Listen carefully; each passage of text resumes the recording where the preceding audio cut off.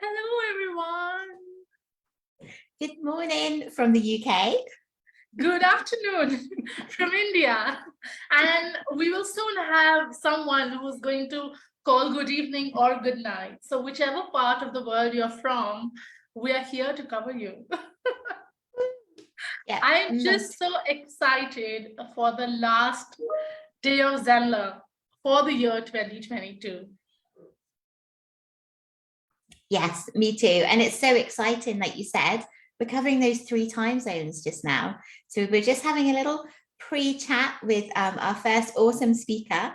And yeah, an amazing sort of kudos to her because it's, 1 a.m. where she is. So we're super grateful for her to be staying up to be with us all today.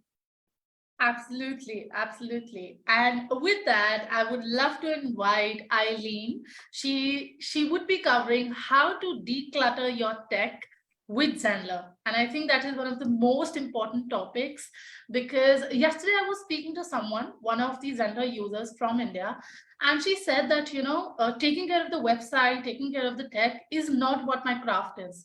My craft is what I teach. So she is a performance coach. She said, my craft is to teach performance and help you how to perform your best at your workplace. I'm not good at website. I'm not good at tech. So all the coaches and creators would want to learn from Eileen how to perform better, which is not exactly a craft, and yet be able to sell what is your craft. So I'm really looking forward to her talk. Yes, me And too. I think we'll have her on just in a few minutes. Eileen, you're there? Hi. Hi there. Welcome. Thank you. Thank you so much, first of all, for showing up so late. It's like 1 a.m. for you, and you are here to share your expertise, to share your value. Thank you so much. Thank you. I'm excited to be here. I learned about Zenler in, I think it was February or March. It was probably maybe a little bit before that even. When I was helping a group who were building a virtual summit using Zenler, and I had never seen it before.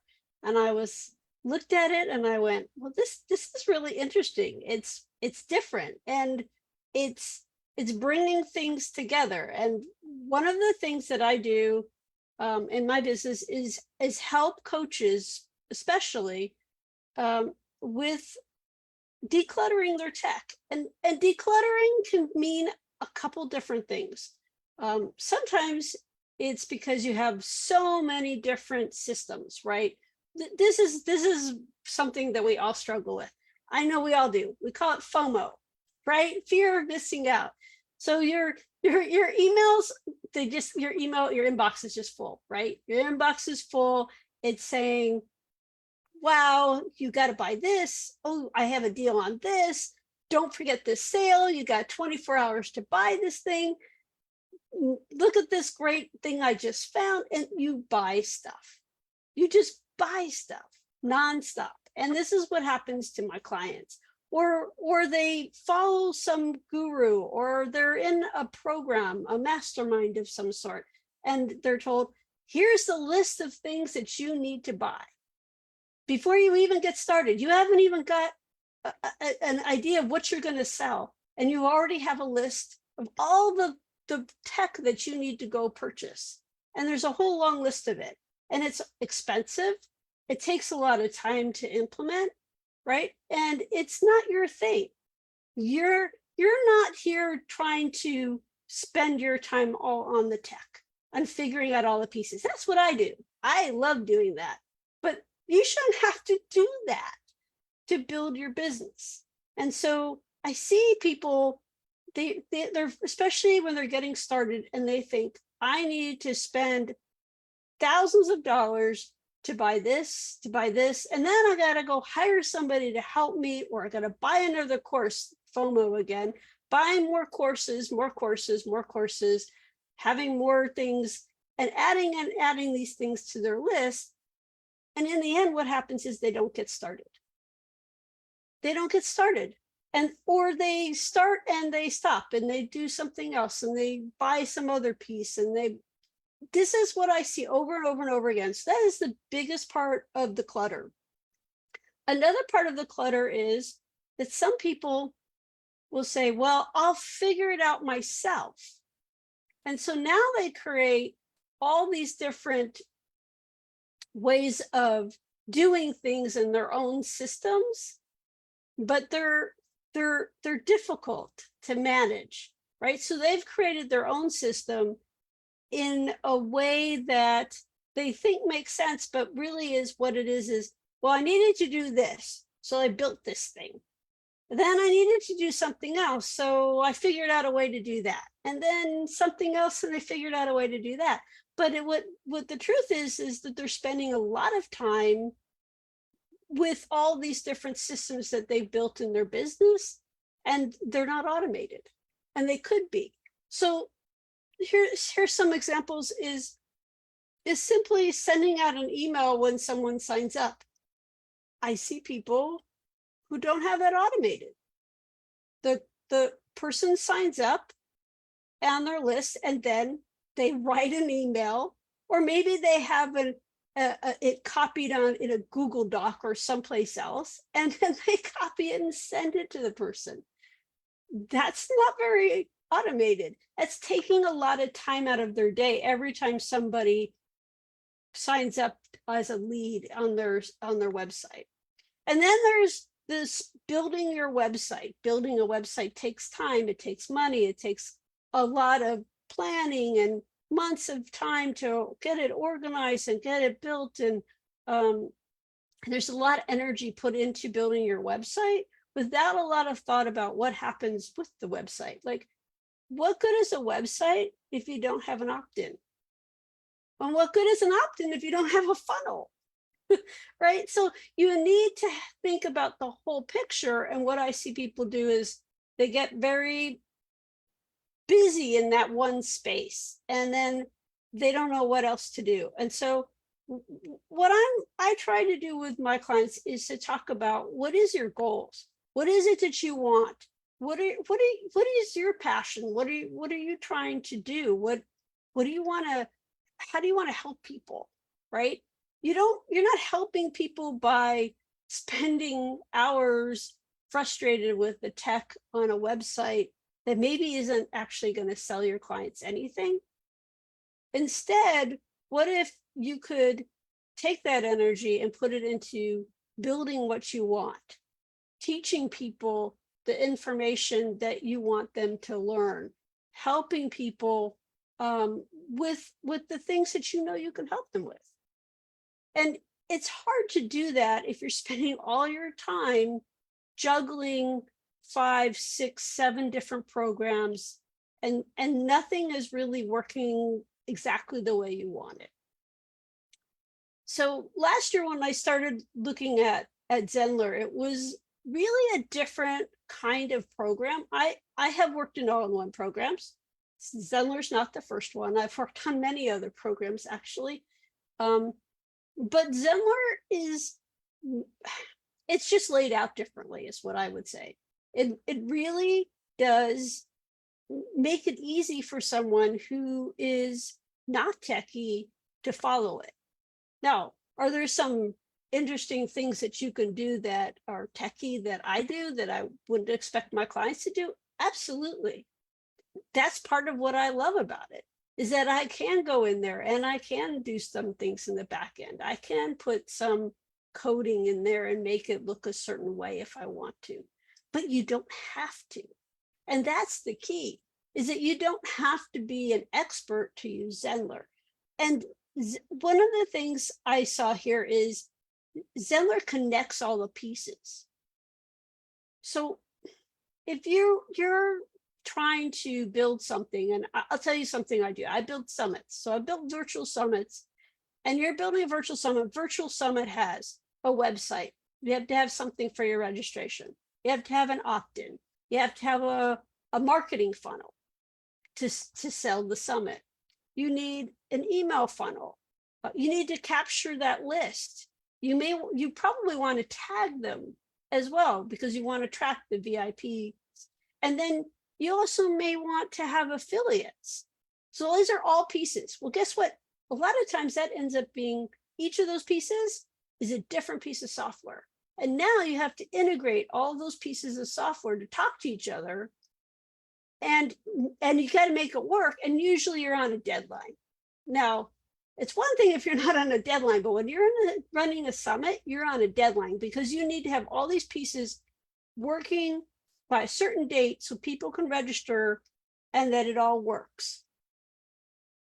All right, so if you're trying to put 5 or 6 different pieces of software together, you can bet that something's not going to work with something else.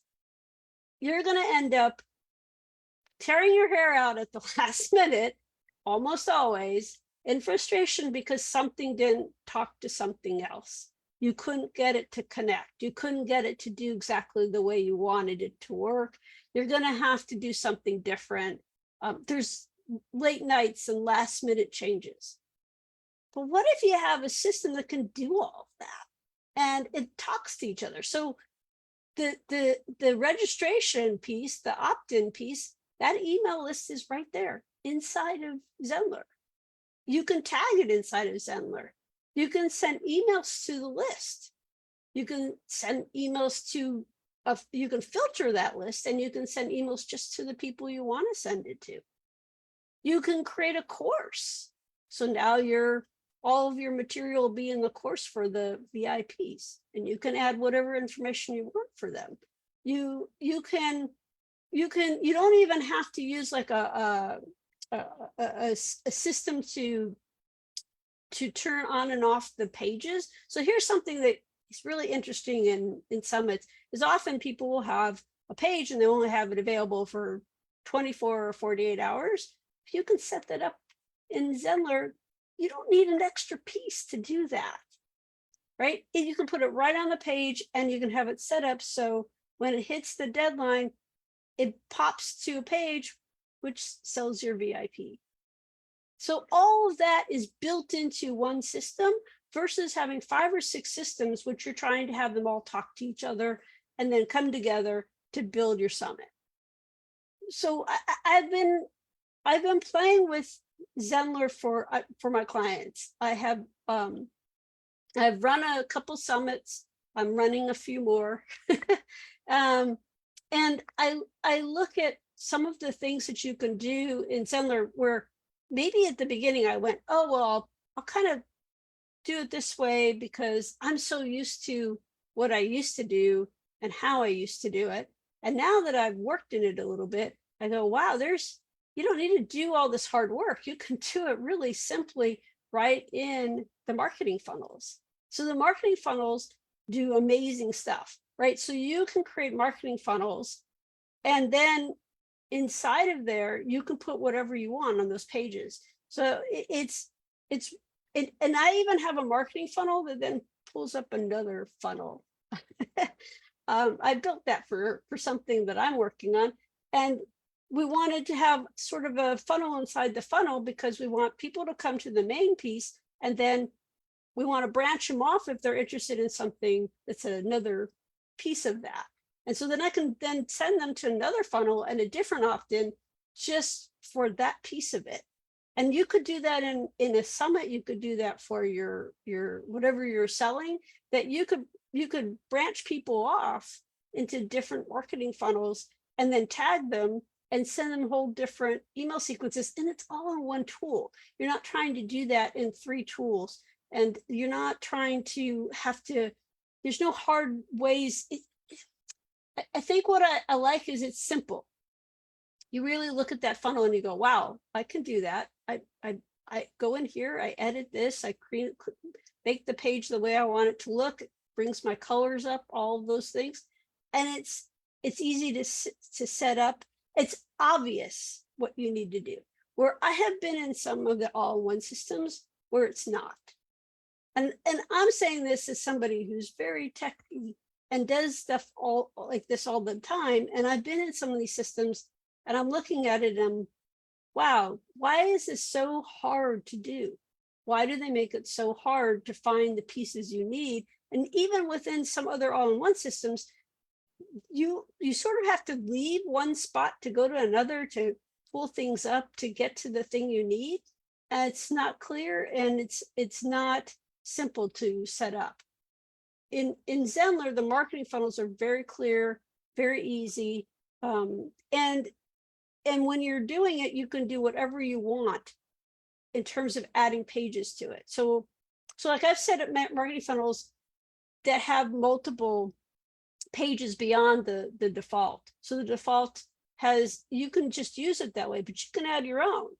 And you can add different funnels off the funnels, and you can do tags out of there. So one of the nice things is when you have the opt-in and you have this pop-up come up, you can set it up however you like with your colors, your branding, your style.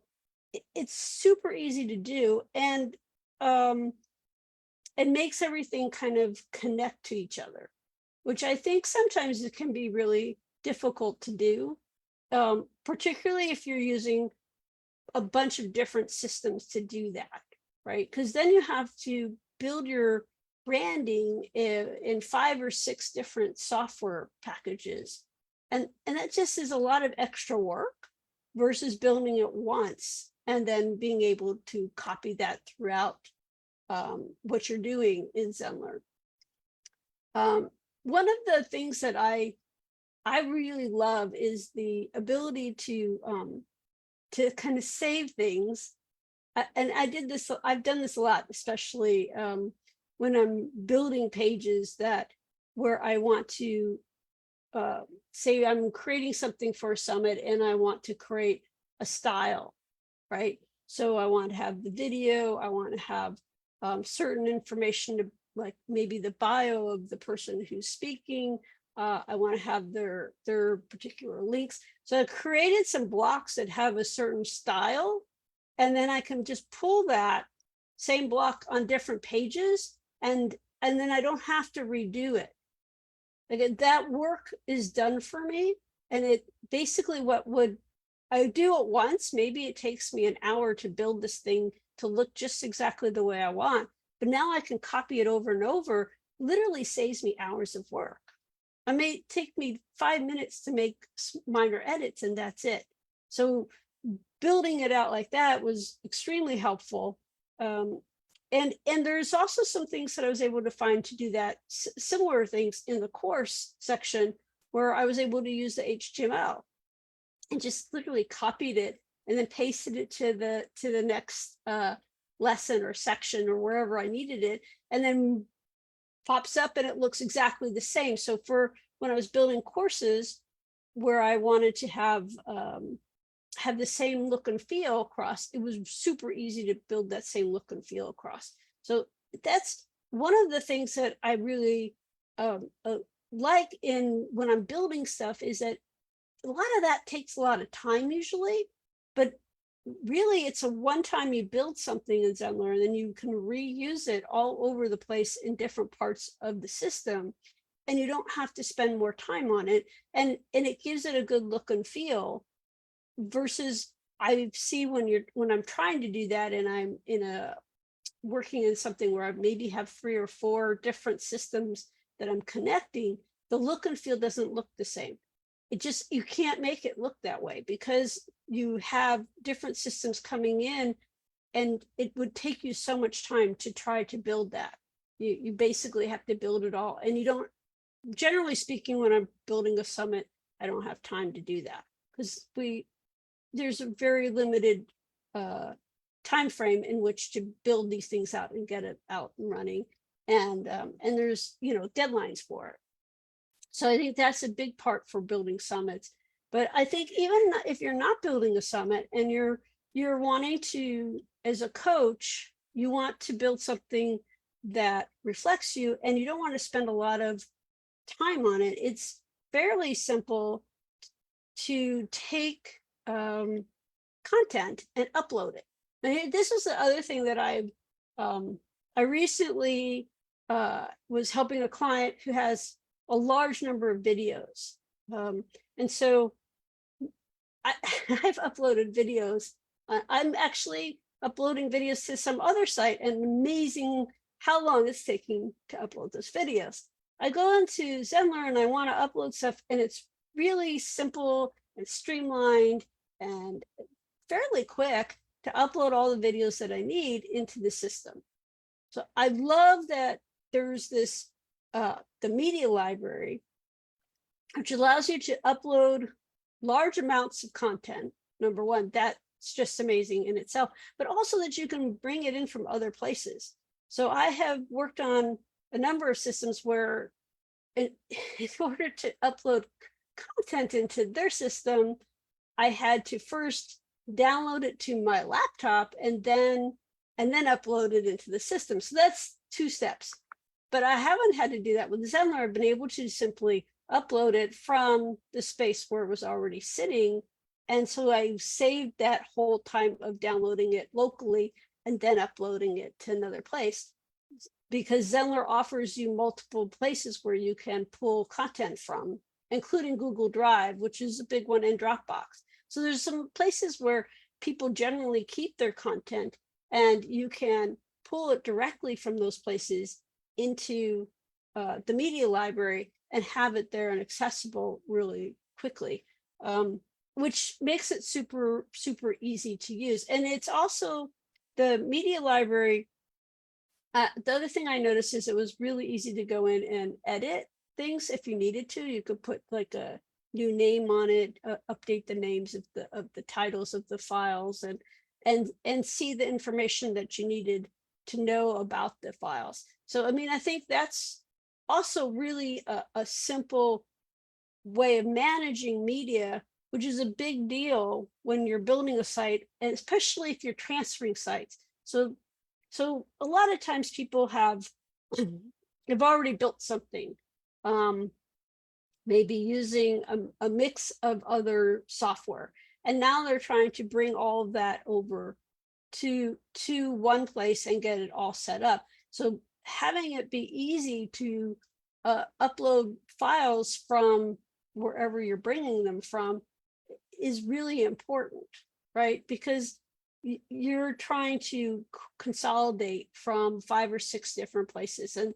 that's a lot of what I do, right? So I'm helping people declutter, and decluttering means let's stop using 5 or 6 different systems if you don't need them.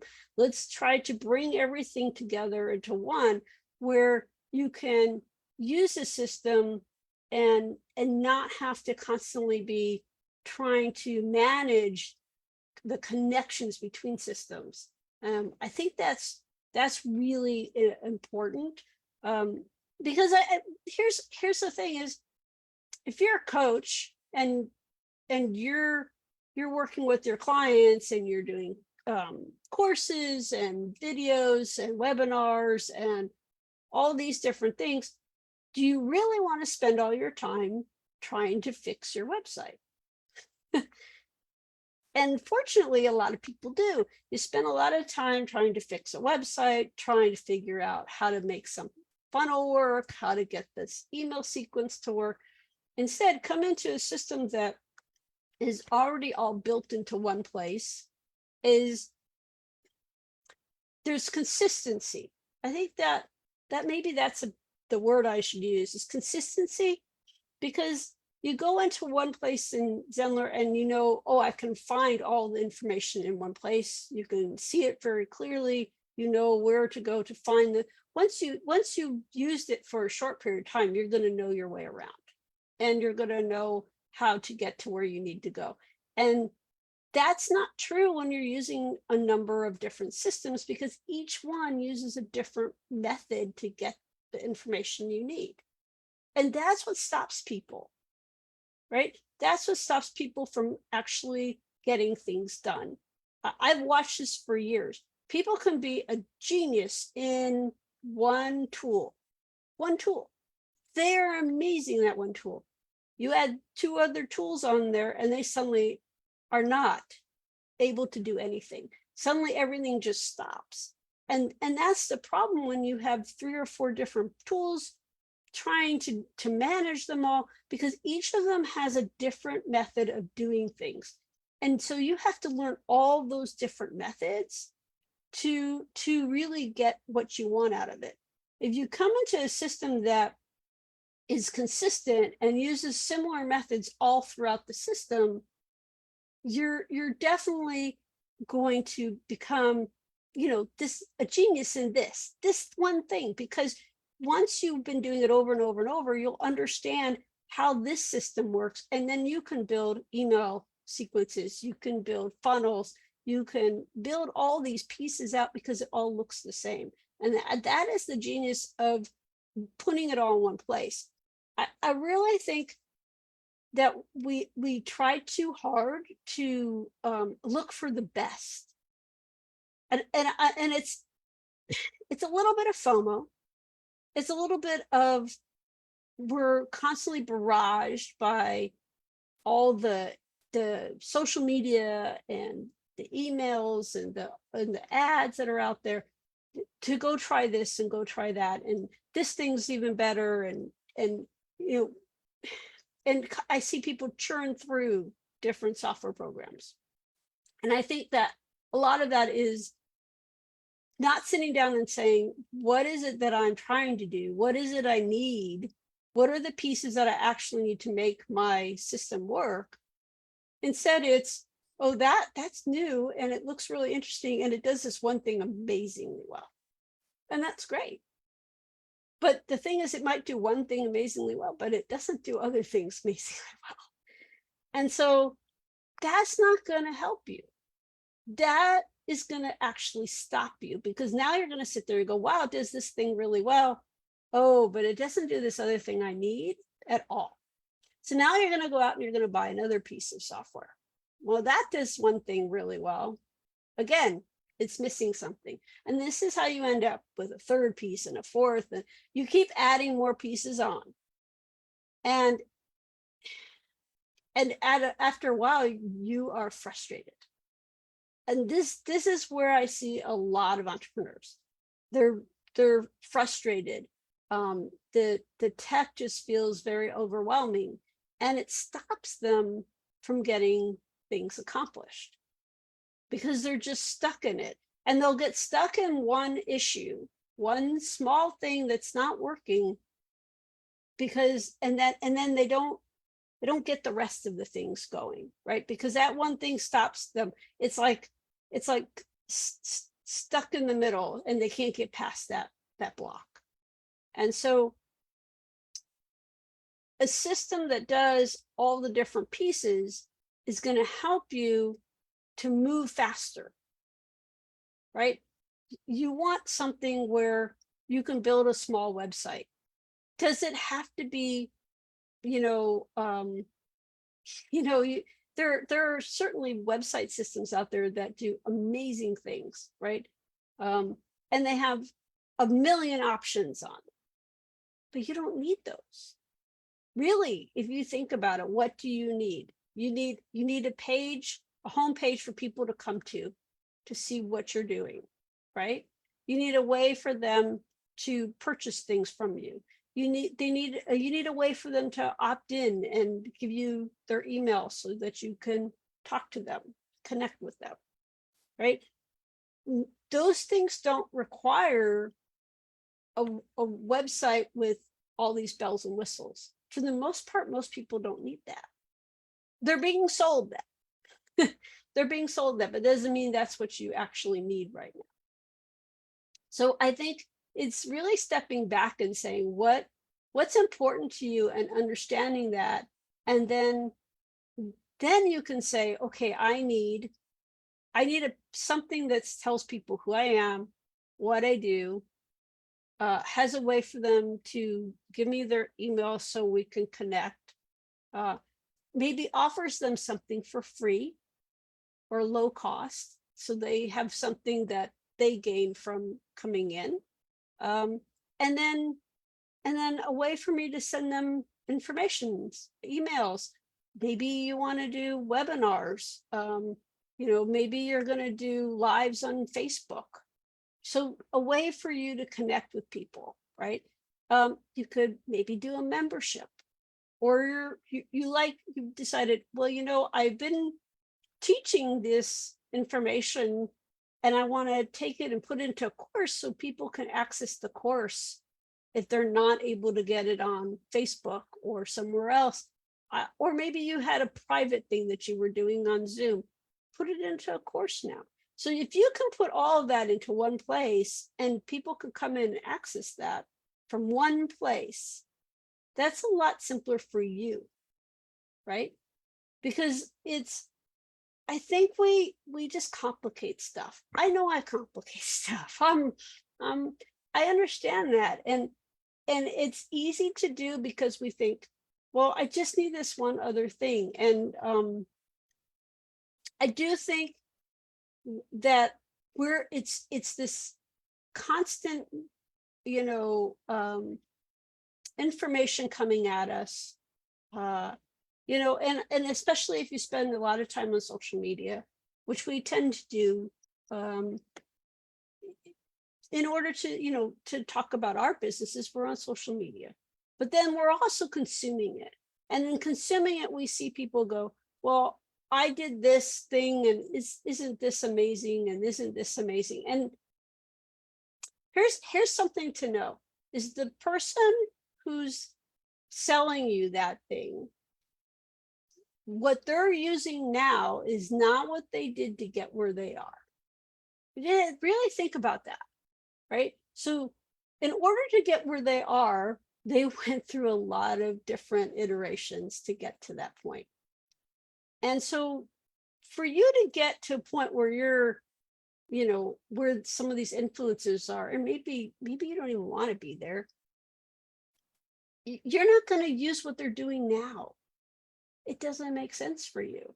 What you want is something that works for you, something that you can manage, that doesn't get you frustrated, that doesn't require you to learn 5 different systems, 5 different ways of doing things. You want to put it all together in a system that makes sense and meets your needs, and that you can grow within, right? And that's why I really look at systems that do more than one thing and that you can grow with. So if you wanted to just build a website, you could do that in Zenler. You don't have to do anything else. You could have a website with an opt-in, and that's it, and collect names and use it just for that, and it'd be perfectly fine. And then when you were ready and you're ready, oh, now I want to send out emails to people, you got that there. Now I'm ready to start a membership. You have that there. All the pieces are there, so you can take them at your speed, and you don't have to spend more money and more time and learn something new to do it in. And that is really the focus of what I want to talk about to people when I say declutter your tech, is don't try to keep buying new things to fill some need. Find something where you can grow within it. And it's okay if you start out and you're not using it all. Guess what? That's okay, because that gives you space to grow, and you learn the tool. And now this is your space where you can be a genius in one tool and build off of that. And it's also easy if you want to hire somebody at some point to help you. It's one tool. You're not asking for somebody who has expertise in 5 different systems that have nothing to do with each other, right? So it's a lot easier as your business grows to manage it and to hire people to help you with it. So I think it's sorry, it's really important to look at from where you are now, where you want to be, right? And how you're going to grow your business with the tools that you use. I mean, I look at it, and I actually talk people out of buying expensive things. I've had people come to me and want to spend a lot of money to build something, and I go, I don't think that's what you need. I will talk people out of it. And I will say, what you really need is a page where people can come to and sign up. And that's it. And that doesn't require spending a lot of money and time and energy in building something when all you need is that page. You can start off really easily with that in Zenler, have a page. It's just your home page. It's just an opt-in. It's with a freebie, and that's it. And it's all built already for you. So you just have to go in and do some minor stuff in there. And a lot of it's already sort of there to start with. You're not starting with a blank page. That's another thing too. Blank pages are scary. Blank pages on websites are really scary for people, which is why a lot of people buy a lot of tools to throw in there to get rid of the blank page. Zenler has some pages that are already there, these templates. If you look at how the blocks are, you can see more templates underneath there. I know there's more coming in the new year. And so if you can start with something that's not a blank page, that gives you something to start with, and you can put in your colors, you got some colors, some branding, maybe you don't have a whole lot, it's okay. You've got something to start with, and you can build from there. And that's really important to think about, is you don't have to come into Zenler and say, well, I already have 5 or 6 programs, and now I got to bring it all in here, and how much that's going to be. You could also be the person who's just starting out. And if you start out here, you've got something that you can grow into. So you can start with something, one piece, and grow out all of your other pieces within the same system, and never have to deal with what other people are doing now, which is pulling information from 5 or 6 systems or more into a single place. So it's a great thing for somebody who's new to start out in a single system that'll give them the opportunity to grow their business right there. And it gives you a lot of different options as to how you're going to grow your business. And the other things I think is the idea of you get multiple sites to start with. I don't know about you. I do a lot of different things. I've had quite a few businesses already, and I think a lot of times entrepreneurs, we think up new ideas. We like doing that, and we like trying new things out. And so I kind of like the idea, well, I could have this other site over there, and it could be sort of my playground site, right? I can go over there and play. Maybe I'm going to create something different over there and try it out. And I have a second site where I can try all my different things, my ideas out on. And I still have my main site, and I'm not changing anything on my main site. And that's a big plus for people, because if you were to do that on other systems, you would literally have to pay to build all that stuff again. Often you would have to pay again to build another site with all of those tools. You don't have to do that with Zenler. So if you're sitting there, you have your main site, it's all built perfectly, you've got a homepage, you've got all the things, funnels, your email sequences, your courses, everything's built out there, and you have this great idea, and you're like, I just want to try something out.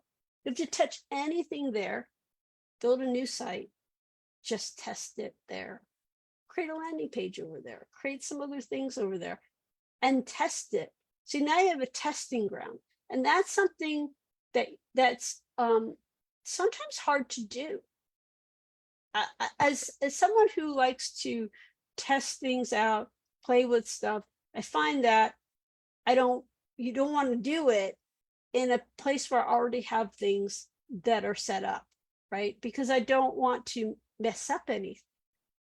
So then having this little extra place where I can go to and try things out and see how it works, and this idea is working over here, great. I'm maybe building another business I wasn't expecting to do, but I have a place where I can go to and I can do that. It also could be helpful if you're running summits and you want to have one site that's your home site for your business site, and a different one just for the summit. And now you can take that site and just make it your, say you do that summit every year. You can just update those pages and they're all ready to go. Just do whatever you need to do to show it for 2023. And you've got it all ready to go. And it would take you very little time because you already have the templates all ready to go. And everything's really all organized, and it's super easy to duplicate things and build it again. So you could have one site for your regular site, one site for your summit, and one for testing things out. It's perfect, right? So now you've got, and it's all in one place, right? It's all part of Zenler. It's all one system. So when you've learned how to build it in one, you know how to build it in the next one. This is really important for people to understand when you're looking at, how am I going to build something new for my business, right? So when you're going to build something new for your business, a lot of times people go out and look for new software, new systems. And instead of doing it that way, you could simply take this other site that you have and build it off of there. And now you already know how to do it, right? Because you've already learned how to do it. You already know the tools, the system, how to move around within Zenler. Everything's there for you. And you don't have to start from scratch. And that's what I see a lot of people doing, is they keep moving. It's a movement from program A to program B to program C to program D. Every time they're changing their business, they're moving to new programs. There's a lot of time wasted in doing that. A lot of time, a lot of money, a lot of frustration, a lot of stress, because everything has to be converted and moved and reorganized, and they're not the same. They're not the same systems. They work differently. Yes, they offer the same things. This one offers a course, that one offers a course. This one says it has funnels, this one has funnels. But the way they work is different. And it means a lot of energy in learning something new. If you want to build something new and you're building it on a new site that you have in Zenler, the tools are the same.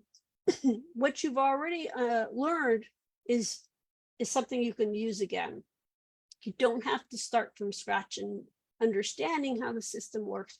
And that's key to getting something done quickly, right?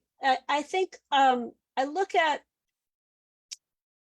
how, the progression of systems right now.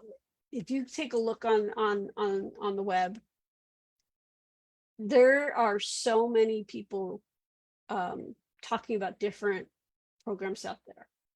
There's just literally, I think every day there's something new out there. and sometimes they're really specific, a little tiny program that just does one thing.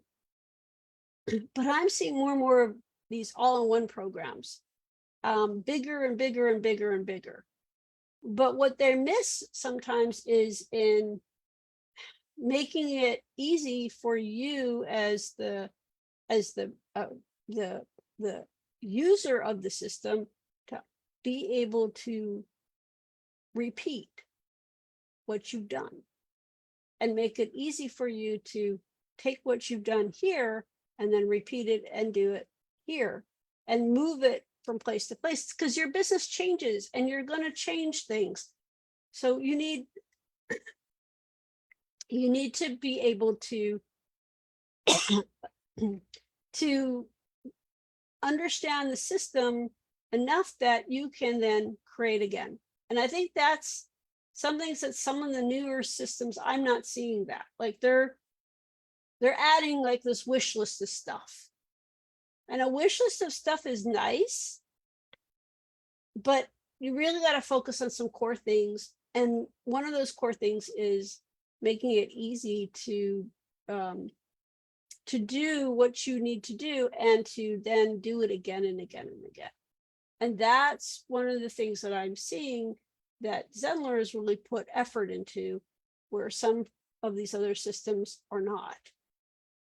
So I really want to talk about today was to talk about decluttering and how you can use a tool like Zenler to go from tons of systems that you probably are already using, lots of programs and apps and websites and all the things that you're doing right now to make it all work together, bring it all into one place, and get your genius in on learning that one thing. Do that one thing really, really well. And now you can do that over and over, and you can duplicate that. You can build whatever you want to build. And you can start small. You can bring stuff in from a lot of places. It doesn't matter. You have options to grow your business within one system.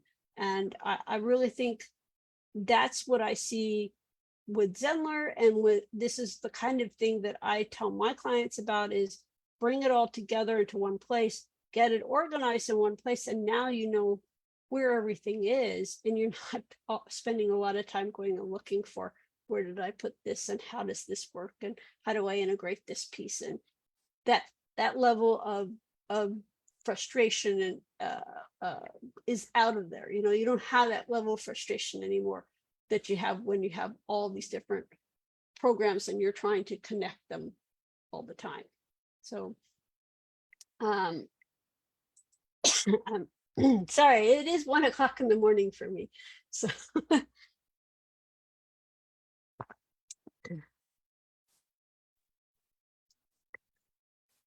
Oh, you're doing amazing, Eileen. We're so grateful for you. thanks.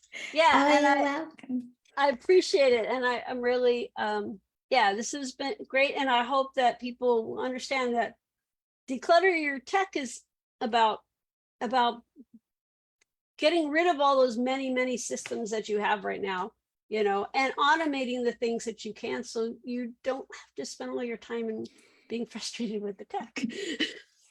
Absolutely. And we have David sharing. He says that, hi, Eileen, love that you're using the system as intended and keeping as much as possible in the platform, simplifying and speeding by our workflow.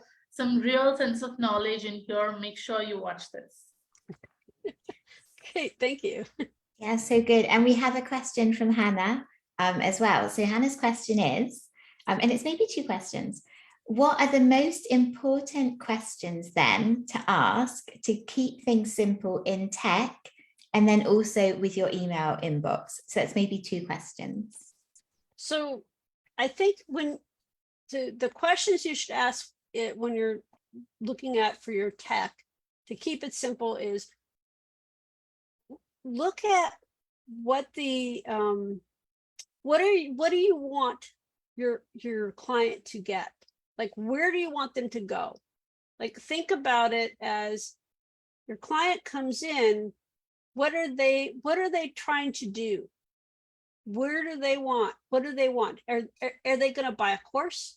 Are you just collecting their email? Are they joining a membership? Where's the priority? Like, figure out that priority of where that client is coming in and what they're going to do and what they want and where you want them to go.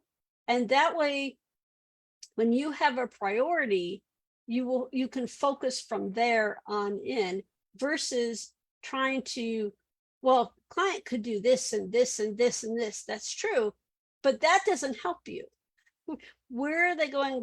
How are you, like, figure out the road? What's that path look like? And understand that path and really focus in on that. And that's the questions you should be asking, is what's that path look like?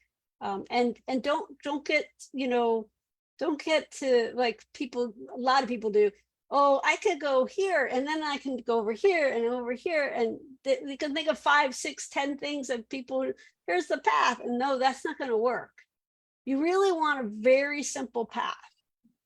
And you want to help them go through that path. So when you think about it, for questions for your tech is what helps people get through that path, and that then you can take all the distractions away. Like, because I think we all want to put in all these different pieces of software to do all kinds of things that we don't actually need. They're fun. I'm not going to say they're not fun. I'm the first person to go, oh, isn't that neat? Oh, I like that. Okay, I get it. But that doesn't help you to move the client the direction you want. It doesn't move your business in the direction you want. If you're sending all your clients to join your membership, but you really are focused on courses, you're not doing it right. And that's the kind of questions to ask yourself. For your email, so I will admit that I have way too many emails. I don't even know how many I have actually. And I have so many different, I create new email addresses all the time. It's probably it's a very bad habit. I promise. But what I do is I have rules. So I use rules in my email. So even though I have a ridiculous amount of email, it doesn't matter, because I know, first off, I have an email that's only for current clients. How's that? There's no spam in there. There's nothing else going in there. I look at that email. Oh, client paid me. Client needs something. Client set up a scheduled a call. It's only on that email, right? So first off is have an email that is only for that, right? Have an email that's for all that, signing up everywhere for your that you signed up for everybody else's stuff, right? Have an email for like your logins. Like when you're doing logins, have an email for that. So use your emails, really think about how you're using the different email addresses is one thing.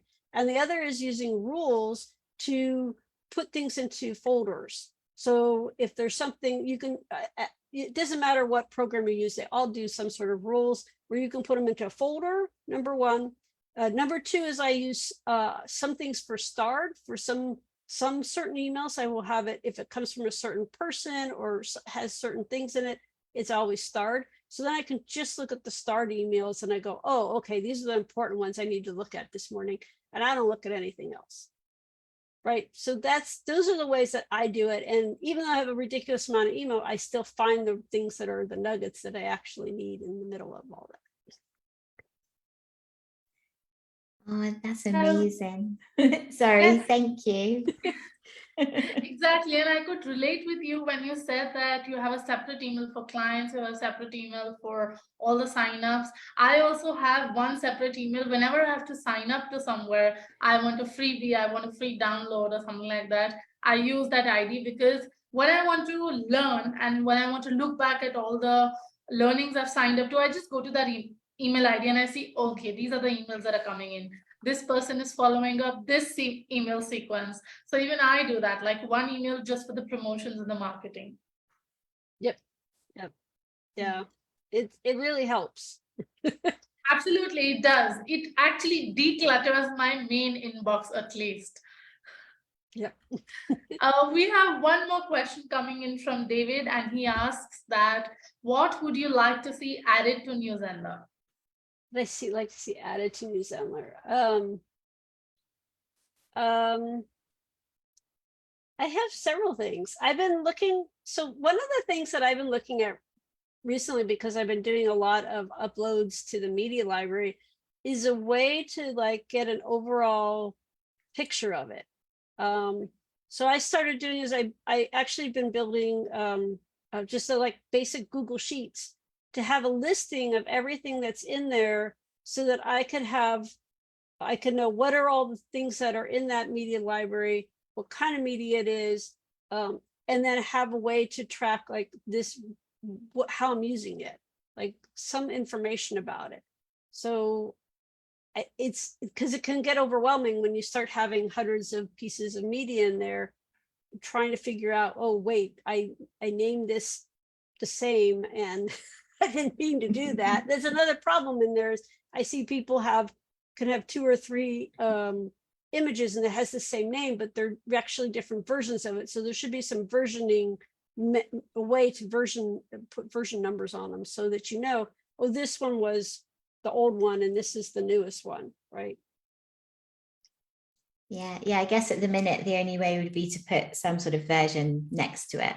So go like old school, like V1, yeah, V2. Right, but it just, there isn't a track. Yeah, that's what I told my client to do actually, because that's like old school stuff. But I was thinking it would be nice if there was a way to do it within the system. Yeah, that makes sense. And I think David also asked, what is your favorite feature at the moment? I really love being able to save the blocks. I can't tell you how many hours that saved me. I was like, oh my gosh, that's amazing. It just made it so easy to just take that, especially since I had this thing I had to make and it was so painstaking to make, and then I saved it and then I could reuse it and then just make the minor edits I needed to and not have to recreate it every time. It was, oh, amazing. I loved it.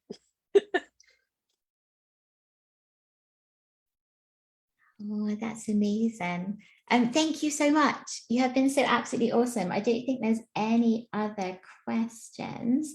Was there any like final point you'd like to kind of sum up on?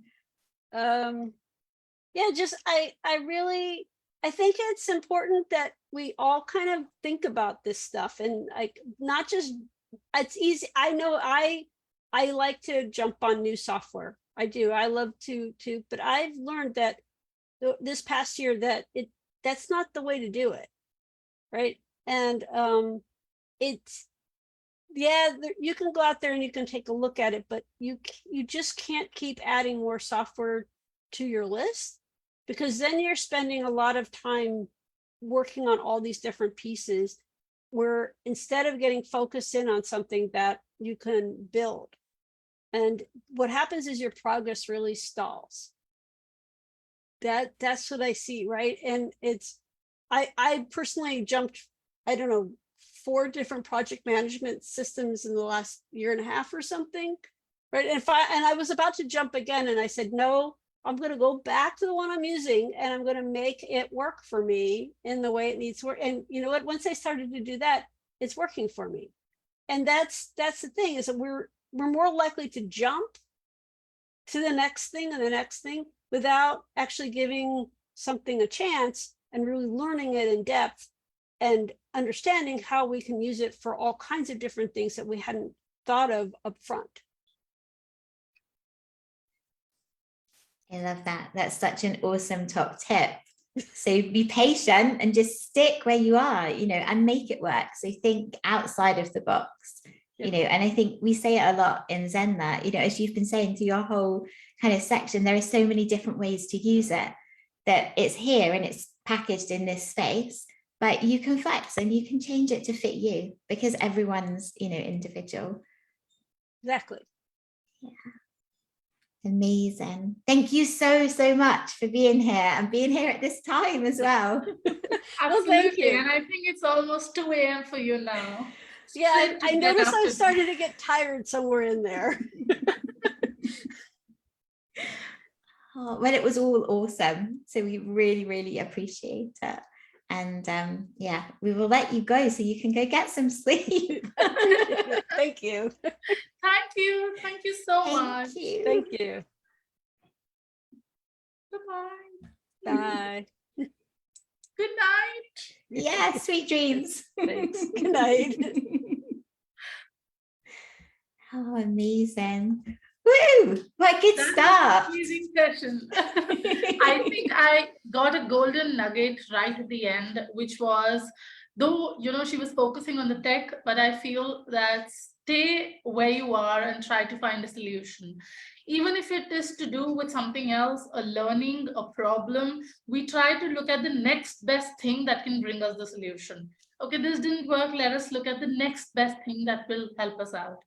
But what we actually need to do is stay there and look within and see if it's actually not working, or is just us looking at the next best thing to jump on from here. Okay, this is not what is working. And we don't reflect within that, maybe it is us that we are not patient enough. So I think that was such a huge learning that I took from her session right before, she was just about to end. Yeah, I love those golden nuggets. And I think it's amazing because we do, especially within the sort of arena that we're in as entrepreneurs, it's really easy to see that shiny new thing and go, yes, let me go grab that. But like you said, when you actually, and as Eileen was saying, when you actually put your mind to it, you set your mindset, you go, do you know what? I'm going to make this work for me. Then you absolutely can. Absolutely. Yeah. Absolutely. And now we also jump into the second session for today, which is Reflections of 2022 as new educators to the team. So we would love to share with all of you how our last year has been. How did we join in? What did we learn? And where exactly are we in this last year? Would you like to share, Liz, your story as to how did you join Zenler? How did you get connected? Yeah, of course. So I've been, I first discovered a new Zenler when I was doing some dog training work. So I was in a big sort of leadership group there. And one of my sort of peers, she mentioned it. And she said, oh, you can do your funnels in there. You can have your website in there. You can do your emails. And I was like, really? All in one place? Because just as Eileen had said, everything suggested was go get this for this, go get this for this, go get this for this. And I'm all about keeping things simple. So the idea of having everything in one space, I was like, yeah, I've got to go look at it. But it really felt too good to be true. And, so I went in, investigated with, the free site to start with. And very quickly, I was like, yeah, this is definitely what I want to do. And so I jumped in with it. And, from going, as I've begun my Zenler journey, my whole sort of business journey, has been growing. And the beautiful thing with Zenler is you can flex it as you go and you can change where you're going, and everything's in that one space.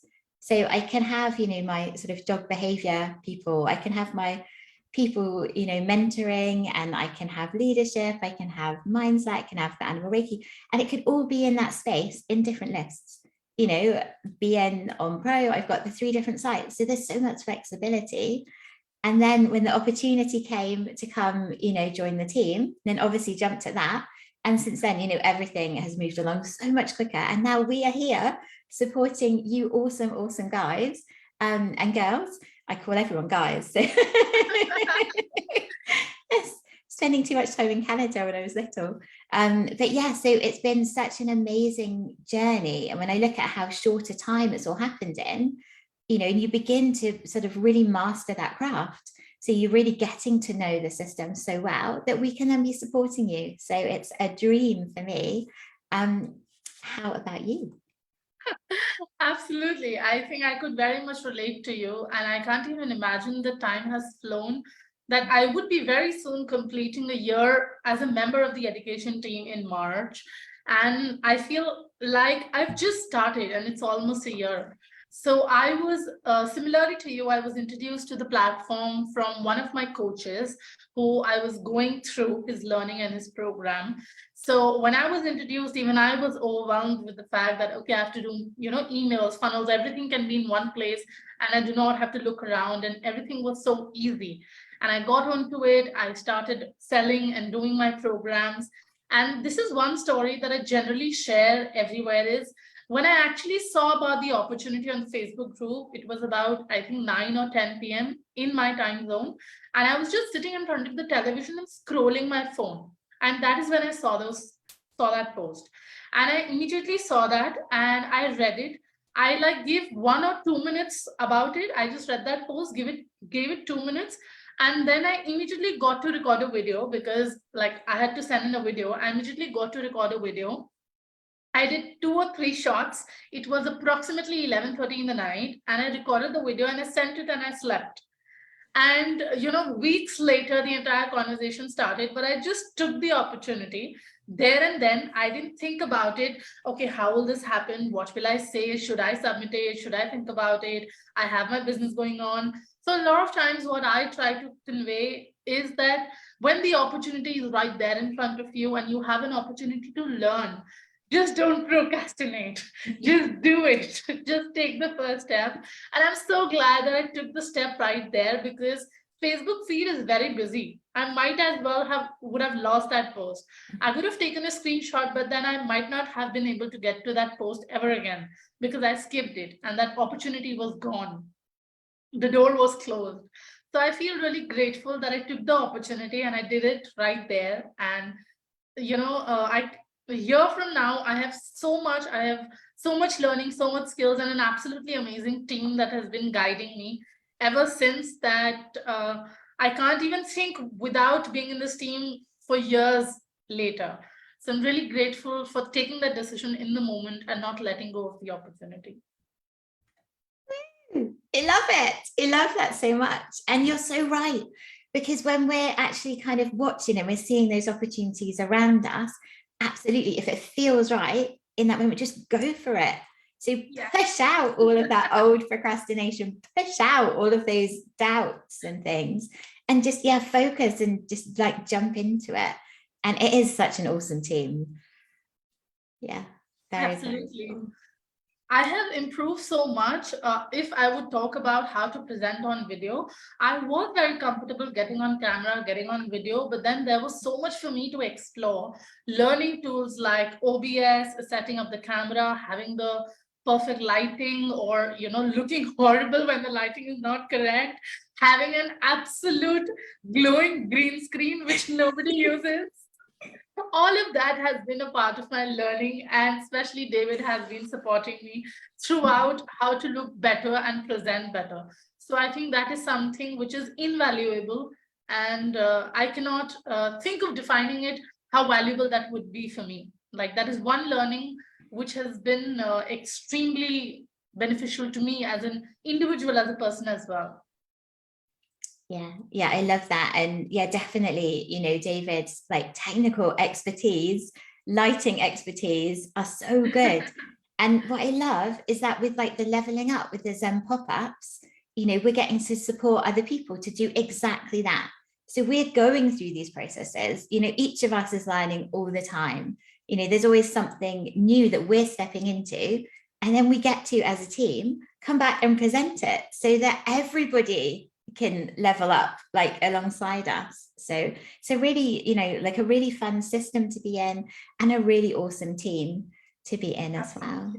We walk the talk. Yes, we do.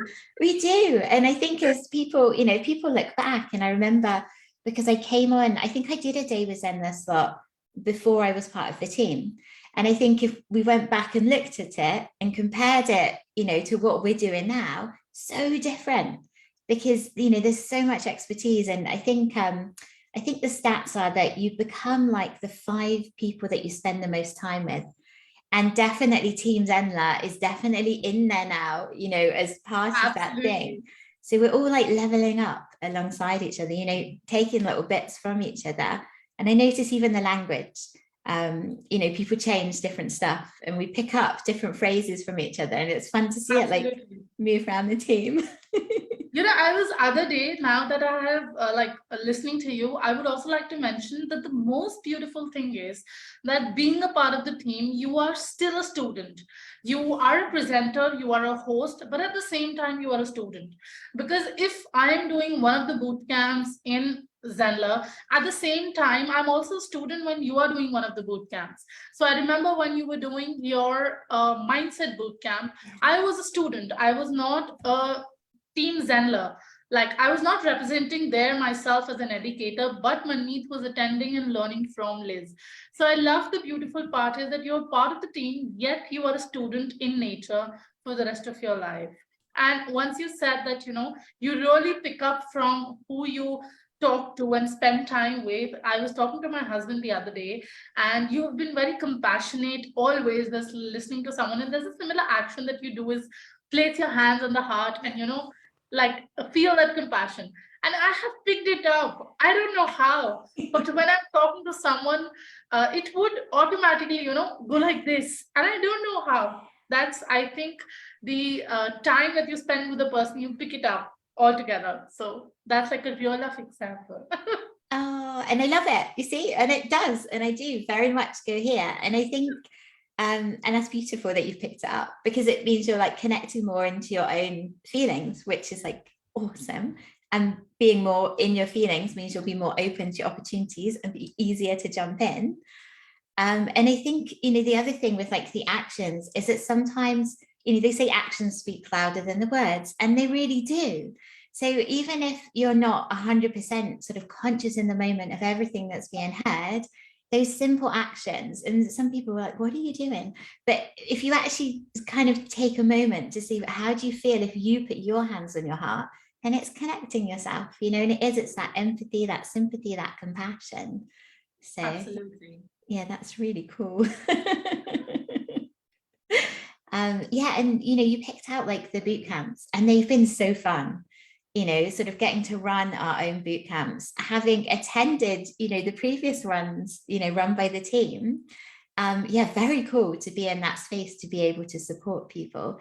And, I think you mentioned, as you've been speaking about your upcoming boot camp, how awesome it is when people are there live, because we get to have this connection, and actually really build those relationships with people, so we can support with the knowledge that we have in whatever way, everybody else needs it.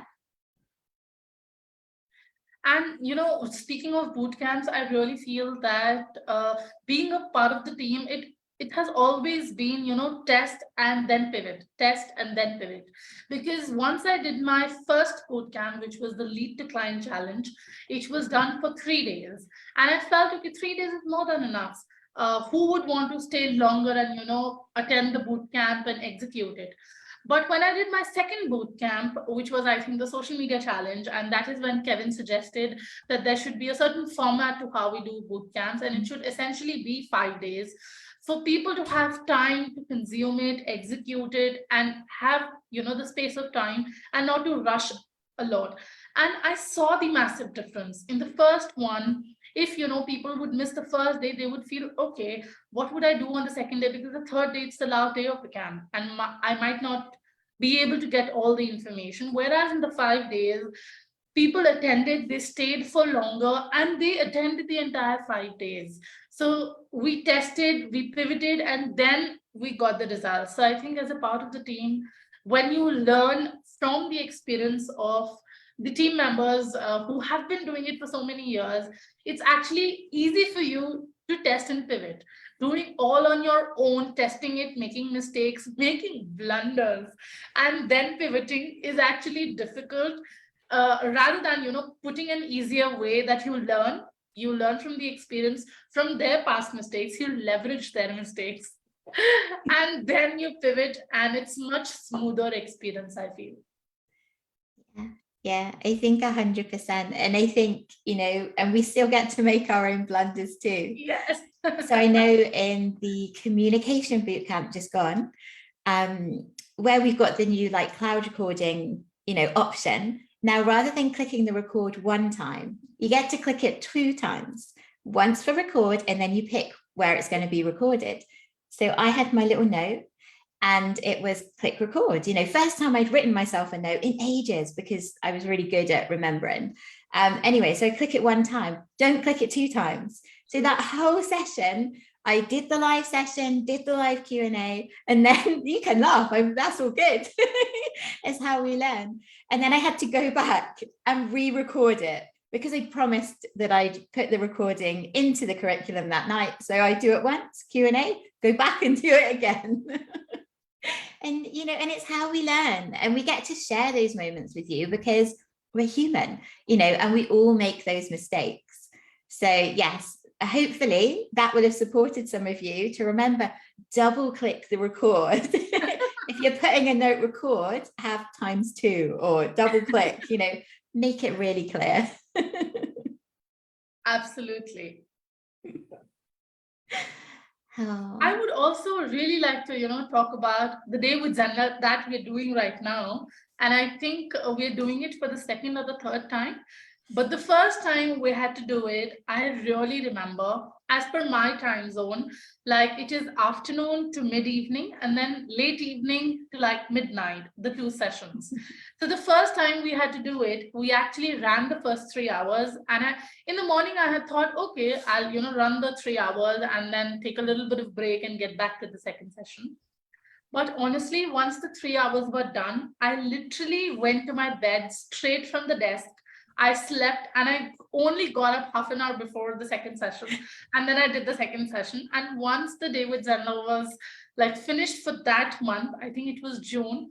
And that is when I got back and I really told David that I don't know how do you do it every single month so seamlessly for 6 hours, because we do have speakers coming in, but then you have to be vigilant and be there for them, support them, and you're there as a host. So that was my experience. That 6 hours when I did it, I thought, oh my God, okay, I have achieved something today. I really felt that I have achieved something today. And I was very grateful for David for doing it month after month, and taking care of it. Yeah. Massive respect for David Yes. for running these on his own for such a long time. Yeah, definitely a pro. Yeah, and I think it's really fun because going back and like looking at some of the past David Zenlers, which of course, you guys can all go and check out on our YouTube channel. It's amazing how many different topics and things that we get to cover. So just looking back over this year's David Zenlers, so many, different features have been covered, so many different experts, expert speakers have been able to come in. And, the amazing slots, Alice has her slot every single month. And, there's so much to to share and to support everybody with, that it's definitely worth, going and taking a look at some of the past ones as well.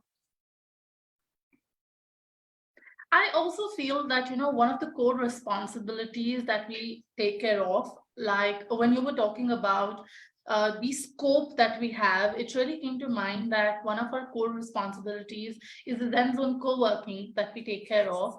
And even though we are the host for the Zen Zone sessions, but I really feel there's a lot of learning to take back home as a host when you meet so many people from across the globe, different time zones, coming with different experiences and different backgrounds and different knowledge and expertise. Just yesterday, I think I had a session wherein everyone wanted to go to a separate room where they wanted to discuss funnels. So they had a main session, then they wanted like a talk room where they could discuss something of their own so others are not disturbed. So essentially, till this point, I've always been using Zoom to assign a participant manually so that Zoom doesn't divide everyone automatically and put them into different rooms and it's all scattered. So while I was doing that, I opened one room and assigned manually to one person to speak to them one-on-one. And then second person wanted to talk to me and I didn't know how to open the second room because it wasn't giving me an opportunity. So I had to close back all the rooms. And then, taking help from a user, I went back and then I opened breakout rooms with the option of let the participants choose their rooms. And I opened 4 rooms, calling it funnel discussion, Q&A with Zenler, and freestyle or something like that. And then once those 4 rooms were opened, anybody who wanted to speak to me as a Zenler educator could go to the Q&A with Zenler. People discussing funnels could jump in and out of the funnel rooms. And then I didn't have to manually pick and choose, where to put them, but they could freely move in and out and have like which room or where they would want to go. Now, this is something I didn't know is possible. I knew breakout rooms and the facility it has, but I didn't really know that this as a feature was possible as well. There was one more user who was very new to Zenler. They had just subscribed, like I think a week ago. Now they came to a personal room and they said that, I didn't know breakout rooms only were so easy in Zoom. And now you're letting the participants choose from their own. So just that one thing, I learned something from a user, and then that action made a new user learn something. And this is just one example because it happened yesterday. I'm sure there are hundreds of them in the past 1 year that I might have learned from the community, the members who attend ZenZone, and the ZenZone members might have learned from me, which is an exchange of information in the past 1 year. Yeah, I love it. And woo! Yeah, the breakout rooms are so awesome. And I love that you got to try out, because we've been talking about having, that live space and then, the other spaces for people. So I love that, because it's how, like you said, people are coming in there. It's a safe space to share. So we don't record our ZenZone sessions. The only section that we have started to record is the focus sessions, where we'll come in and we'll do a presentation at the beginning. So those are recorded, go into curriculum. But then the rest of it is free and easy, so that people are safe to be able to sort of speak about anything. And I love there has been like a huge amount of information that's imparted from us, to the other Zenler users, from the other Zenler users to us. And then you get that cycle. So, perhaps they've shared something with you, and then perhaps from our perspective, we add a little bit extra on for them. And so, it just keeps going, and we're all, doing that leveling up with Zoom and with Zenler, all in there together. So I do love our Zen zones. They're very, very awesome. Yeah. Oh, and if you haven't already seen, we have a new Zen zone slot, which is 8 p.m. to 11 p.m. EST. And that's on a Monday. So we've got the first one coming up.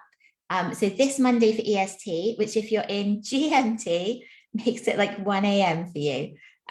But if you're doing some international work, you may be awake then.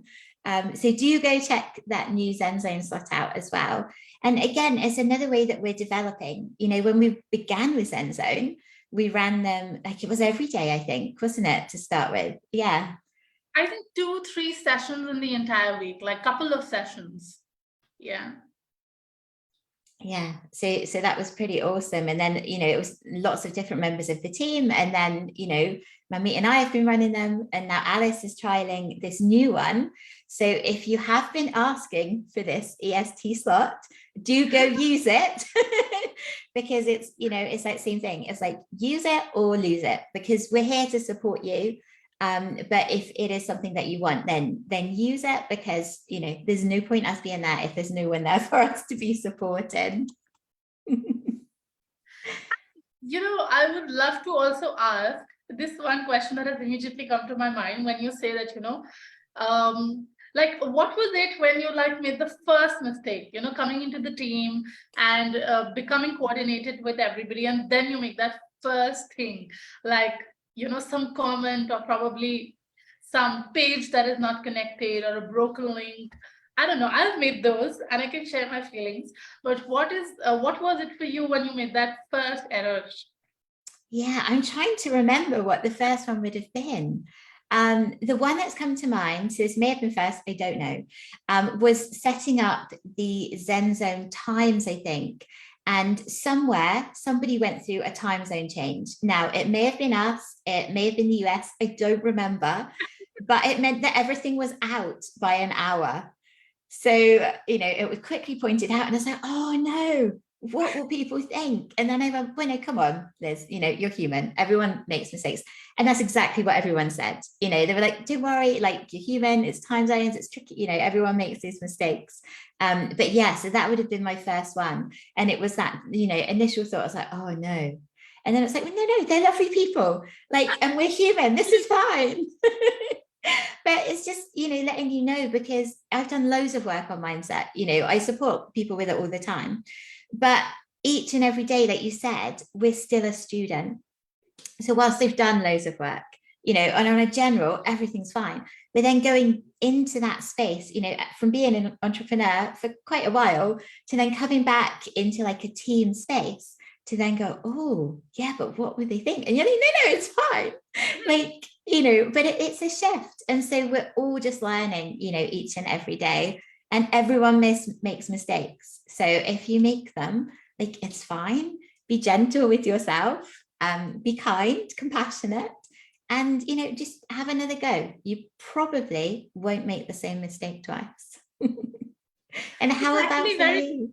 It's actually very comforting, when you make the mistake and it's too much and too big, like it's treated as too much or too big, you have that fear, and in that fear you make the mistake again, is what I feel.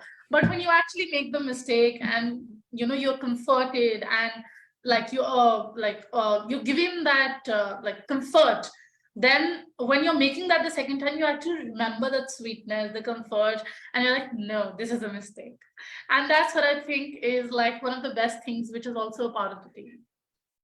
That comfort, even when you're going wrong, like you're taken to the right path, a lot of comfort.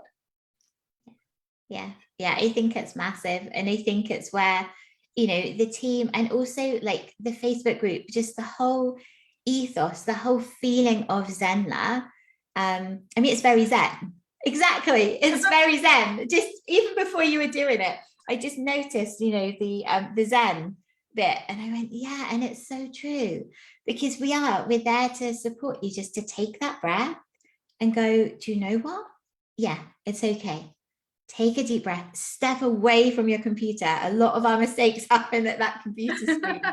Step away from the computer, shake off the mistake in whatever way you're going to do it. Come back again, and then start afresh. Yeah. So what was your experience with like your first sort of little blunder, little mix up, anything like that? I don't remember like what the first one was, but yes, I had this feeling, like you had, okay, what are they going to think? Oh, have I made a mistake? What are the other people going to feel? Probably if it was one of those that the user had faced, what would they feel? But then again, there was a level of comfort, and there was a level of understanding, okay, this is wrong, but this is human and this is the right way. And that is how you should do it, and just feel normal about it. So I think that feeling of comfort is very assuring that you are on the right path. And the next time when you will be doing that, automatically, subconsciously, you'll remember, okay, the last time I did it, it wasn't supposed to be this way. And you remember the good feelings always. You tend to leave the bad ones and you tend to remember the good ones. So the good feeling will remind me, don't do it. Yeah, I love it. I love it. And I'd suggest the tiniest reframe. So rather than don't do it, because our mind isn't remembering the negative, put what you do want it to do instead. Attach that with that lovely, happy feeling. And then you're about, 100% more likely to choose the path which is easier and smoother. Yeah, I love that. And I also really, really feel grateful for having organized the summit that happened in October. I think months went into the planning, team meetings, brainstorming, discussing, and really, really hats off to Alice for being there the whole time and pulling it off. I remember sitting sitting in a meeting with her, and on the Excel sheet there were speakers, and all the speakers from different time zones. So we had this one column, which was the GMT time zone, and then we had one column, which is the speaker's time zone. And one place we have 12 hours difference, one place we have 6 hours of difference. Then we are confirming with the speaker, and the speaker says, okay, this is not the time zone. This is what my time zone is. Then Alice also went ahead and checked if there is any schedule changes. Like, a lot of times we move from GMT to BST and BST to GMT. So similarly, she checked all the time zones of our speakers. So we had 13 speakers. So she checked about 10 time zones, whether there's going to be a schedule shift in the month of October. Just to be sure that, we are telling the speaker, okay, you're on 2 minutes. And they're like, no, not till an hour, just because of the time zone. So that was such a learning experience. There were different time zones we would get on with speakers. It would be about 2 a.m. in the GMT time zone, 6 a.m. in my time zone, and about 9 p.m. in Alice's time zone. and all the people from different time zone are on a Zoom call discussing that what the speaker can do for their presentation. So it was a lovely experience going through that, and for the entire team to be organizing the summit. Yeah, it was a massive achievement, and like huge thanks to you and Alice, because you did, together a huge amount of that, background organization and just getting the speakers put together. And yeah, looking at all the different time zones, that's like an awesome feat all by itself, just in the planning, and then on a day having everybody there and, everyone there on time. Yeah, it was really amazing and such a fun process to be part of. Absolutely. I remember Alice got started in her time zone at 4 a.m. in the morning, and I ended the session at my time zone in 1 a.m. So different clocks working all together in one single event. And all of you ended at 9 p.m. in the GMT time zone. So everybody moving around the clock and doing the event. Yeah, it was absolutely awesome.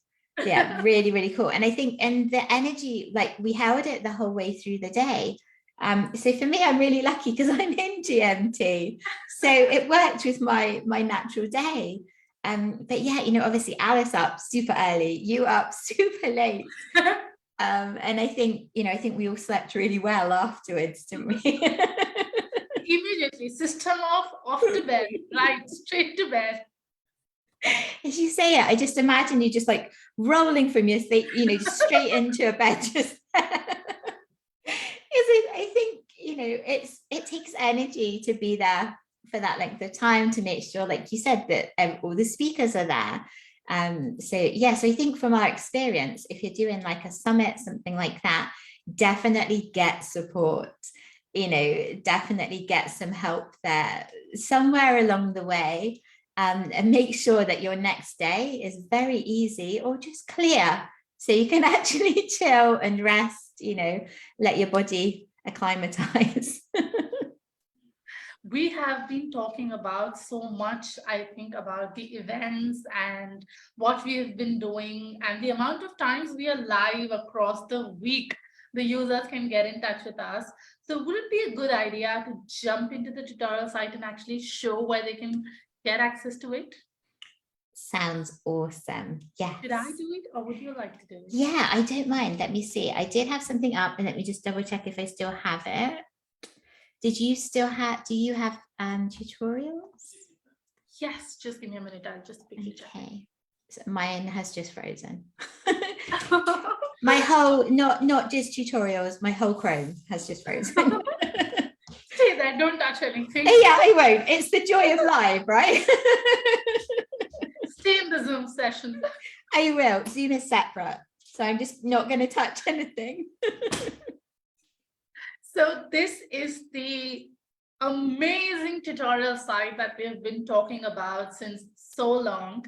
So remember, whenever you get on the tutorial site, you have to create an account for you to access the resources. Because if you see here, you see my picture, that means I'm already logged in. So that means you would have to create an account on the tutorial site. Once you get here, you have a lot of options to learn from. You have the on-demand, you have the boot camps and the live events. The on-demand are the ones that you can watch at your convenient time whenever you want to, even if it is in the middle of the night. And if you are someone new to Zenler who has just joined in, we recommend starting with the Quick Start Guide, Zenler Basic Setup Checklist, or the Complete Guide to Zenler. You do not have to watch all of them all together. You can go video by video. Let's say you're working on funnels and you would want to learn something about how to set up a funnel. You can go in here, type the keyword funnels or custom domain, and you will be able to get to the video that helps you achieve that. And that's not it. There's multiple resources like branding and designing, hardware, software, Zenler template packs, ninja tricks, and all the boot camps that we have done, all on your convenient time zone as you would like to watch it. And would you like to speak about the boot camps? Yes, of course. Okay. So we've got our awesome boot camps. So when you click through here, you get to see, all of the historic ones that we've run, but I'm going to highlight, you hung there, the upcoming one. So coming really soon, and it's running from the 9th of January, I believe, to the 13th. That's 5 days, isn't it? Yes. So the productivity and time management bootcamp, which is awesome for everyone. So you've got simple hacks and habits that will help you do less and achieve more. And Manmeet is running this one, and I'm very excited for it. So if you would like to jump in, and I gave a little taster of some, little mini hacks. This week, I've lost my days, but this week in office hours.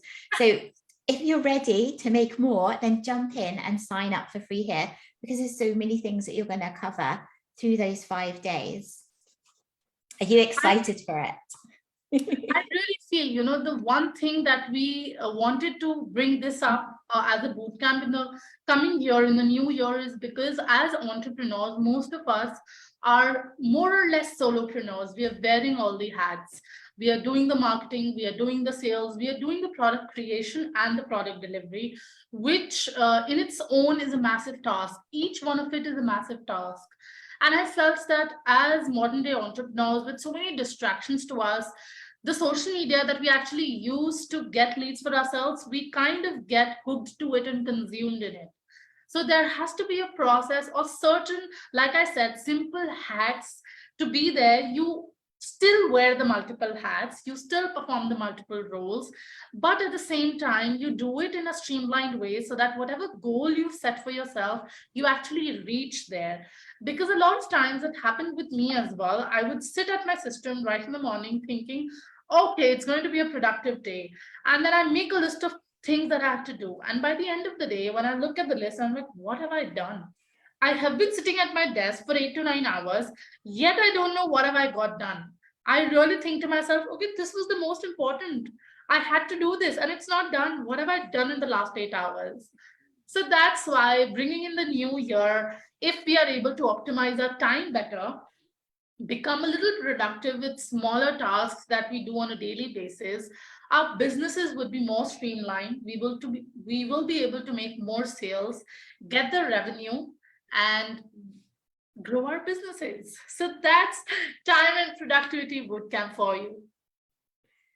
Yeah, very exciting, very exciting. And I know other members of the team have been talking about, as you did earlier, jumping in and being a student, in that one. Because like you said, we all get to take better control of our time.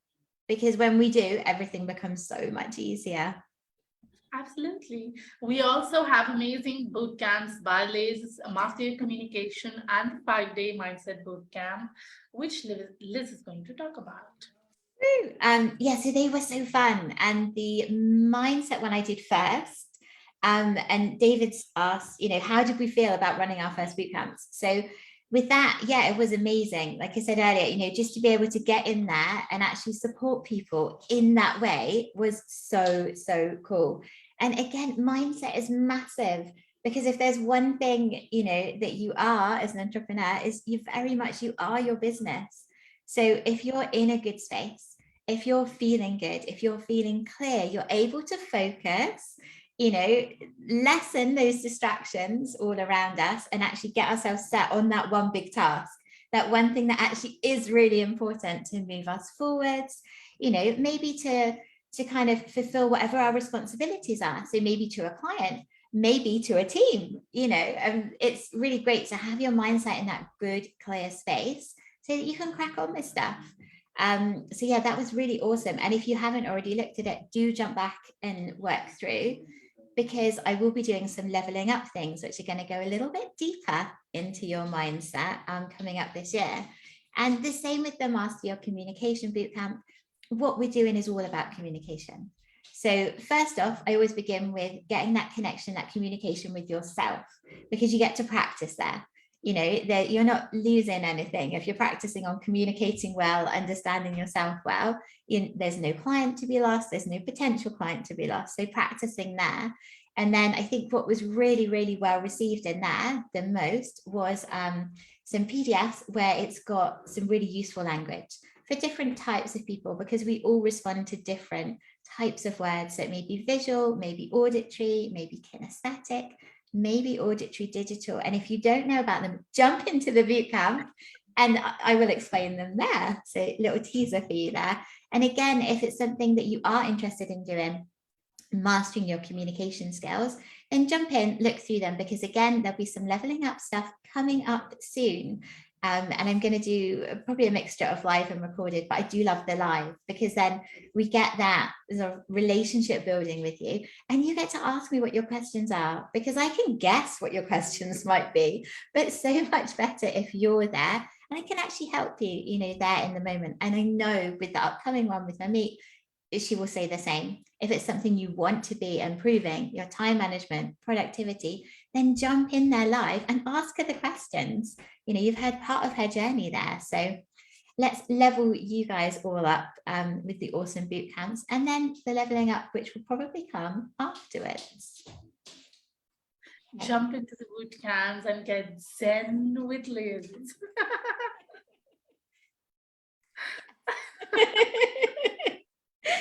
Doing the actions in case there's people that are kinesthetic. We also have a variety of boot camps that you can go through. We also have the 5-day challenge boot camp from Kevin. We also have the 5-day blogging boot camp from Kevin, the YouTube boot camp from David and Alice, and the email boot camp. And there's so much for you to learn, and all at your pace, because they run live at a certain time, but now they are evergreen. You can watch them at your convenience. So whenever a bootcamp is running live, and if that topic interests you, try to attend it live to speak to the instructor or be in the room of people who want to learn the same topic as you. And later on, if you're not able to catch it live, you can always come here and watch the recorded version. And you also have a very important bootcamp, that is Launch Your First Course, which is going to be really, really helpful to you if you are just getting started as a coach. Yeah, and they're really awesome. And I don't know for yourself and me, but I was, you know, diving into all of these boot camps before to get me started, you know. And I think alongside the, you know, the quick start guide, as you go in, you set up the site and everything, to then be able to jump into the boot camps where they are evergreen is really amazing. And then to know that actually they're, you know, they will come back. You know, certainly the Launch Your First Course one, you know, will be coming back again. Yes. And you'll be able to jump in live. And I think there's so much experience across the team that, you know, each of us, we could each run, you know, these different boot camps, and you get a slightly different slant on it because we've all had different experiences. So yeah, jump in and, you know, ask your questions where you can. And also in these spaces. So, you know, David Zenler, office hours, you know, they're another great space for you to be able to catch us live, you know, and ask us questions, because that's what we're here to do. We're here to support you. We're your education team. So ask us, you know, draw on our expertise. And if we don't know in that moment, we will always go away and find out the answer for you. Having said that, you know, Kevin always says that I would proudly say that we are the most live team in the world. So if anybody feels that there is someone who is more live than us, please share it with us, because we proudly say we are the most live team in the world. We have office hours every Wednesday. We have a day with Zenler on the last Friday. We have Zen Zone on Thursday, Saturday, and Monday now. And now we do have Zen Chat on Mondays and a new slot coming in Tuesday. So practically, more or less, we are live almost the entire week for people to come and interact with us and get more of Zenler. Yeah, so that will be, and it's going to be really fun. You know, even just speaking about Zen Chat, how that's evolved. So it has always been on the Monday before, and now it's going to be on a Tuesday. And then I know there's a really early morning slot, which I believe is going to be a Wednesday morning. So take a look. And I know these events, I'm pretty sure they might be in the Facebook already. See if I can get a look. But yes, so do keep your eyes open for each of these upcoming events, because everything is changing, so much. Yeah, so we've got the Zen Chat Live. First one is Tuesday, the 10th of January at 4 p.m. Yes, I was right. So it is Wednesday morning at 7. So again, we're trying out new things. And again, as I said earlier, with the new Zen Zone slot, if it's something that you've been waiting for us to be running something live in that time zone, come and use it. Come and, interact with us, ask your questions, because we're testing stuff out. We're trialing stuff out in the first quarter of 2023, which is nearly here. Woo! Just a day. Exciting. Yeah, and it's such a privilege, isn't it, for us to be here today, looking back over, this whole year. And like you said, moving into the end of our first year with Zenler, and wow, it's been so amazing. It doesn't feel like a year to me, honestly. Like the time has flown so quick. I can't even feel that a year has gone by. And probably that is because I enjoy doing what I'm enjoying. Like I enjoy doing what I'm doing right now is why the time doesn't bother us anymore. Yes, yeah. And I think, there was another question: how do we manage our schedule with Zenler? How do we know what's going on where? So it's definitely about just paying attention. So I have, we talked about this actually before with Eileen about Time Buddy, and it's just checking everything out. And I love the Facebook events. So this is really great. Like you guys are in Facebook right now. So when you go into the events, if you click, you want to go to something, then it's going to give you that little reminder in your time zone. So it's going to, let you know, because oftentimes we can get busy, and perhaps you're sat there maybe scrolling through at some moment, and then you get that beautiful notification. Do you know what? Team Zenler is live soon. And you're like, yes, they can come and answer my question for me. So jump in, because we love to interact with you live. Absolutely, I think one of all of our favorite things. I think with me, I see at answering that question in like a few ways. First is, I think a major part of it is like the team coordination. We know who's doing what, and then we divide it. And whenever one's busy, we request the other one to fill in. And that's how we know who's doing what. And for me, especially because I'm in a different time zone, I always make sure to follow the GMT time zone. So even for, David Zenler, if I'm speaking to someone for them being a speaker, I would always say that, this is the GMT, this is the thing how we are going to do.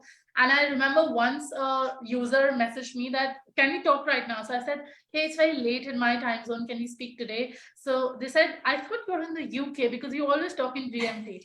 So I said, that's the official time zone for Zenler. That's why I talk in GMT, but I am in IST in the Indian time zone. So I've set my mind that I am in GMT. So whenever I talk of Zenler, I only think GMT. I forget the IST. So that helps me follow the time and never miss that thing. If at all there has been time zone, then there could be an error at my end. Apart from that, I've set my mind to a GMT time zone.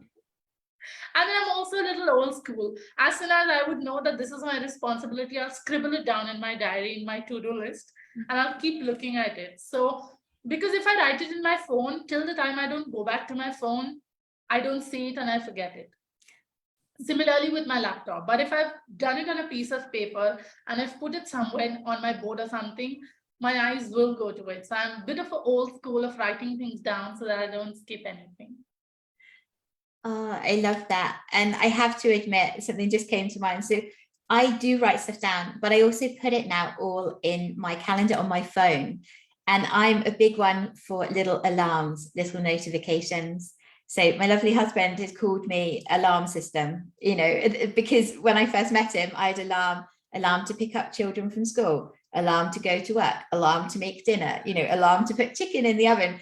Everything, every tiny step was alarmed. Now, I don't do as many as that now, but I do have them like a half hour before, anything that we're doing live. Now, oftentimes we're already here. We already have the PC on, we're already getting ready. But it's for those odd moments where you forget what day it is. Like Especially the Christmas time and the New Year time and the festivities. And then you have that little half hour, reminder, Zen Zone is coming up. I'm like, yes, Zen Zone is coming up and I'm ready for it now. Yeah, so I think whatever works for you, however you are going to remember those things. So it may be on, a calendar just up on the wall, maybe in your phone, maybe, in your notebook, maybe in your diary, whether that's online or it's paper, like however it works for you, use that and keep it super simple.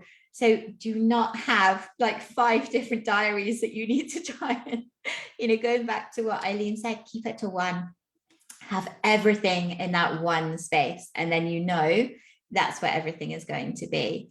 And that reminded me of one of the favorite features that we've had this year, looking back over the year, was the calendar. And I think, that is so awesome that we've got that there, and it's so useful to be able to start integrating that into whatever services, you're providing for other people. And I really feel that, with like the entire team, when you spoke of the calendar, and we've been speaking about testing and pivoting and looking at what the users want, the number for focus is always the customer satisfaction.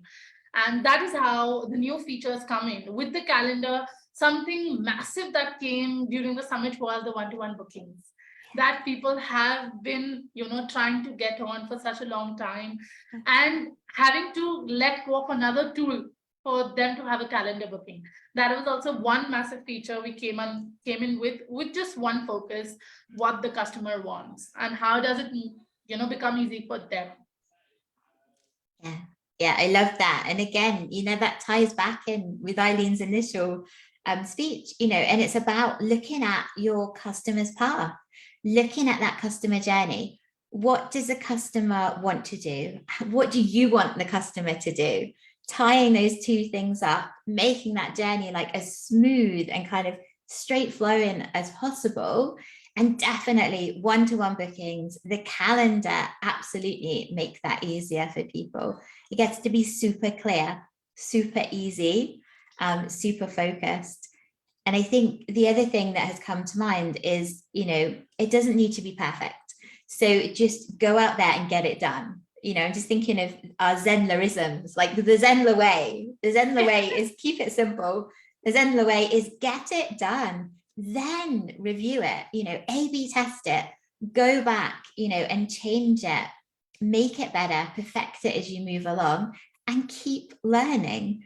Because, just as much as we are keeping on learning, our customers are carrying on learning. So, we get to be sort of growing and progressing so that we're serving all of you guys to the best of our ability, and you can go serve your clients to the best of your ability. That's so true.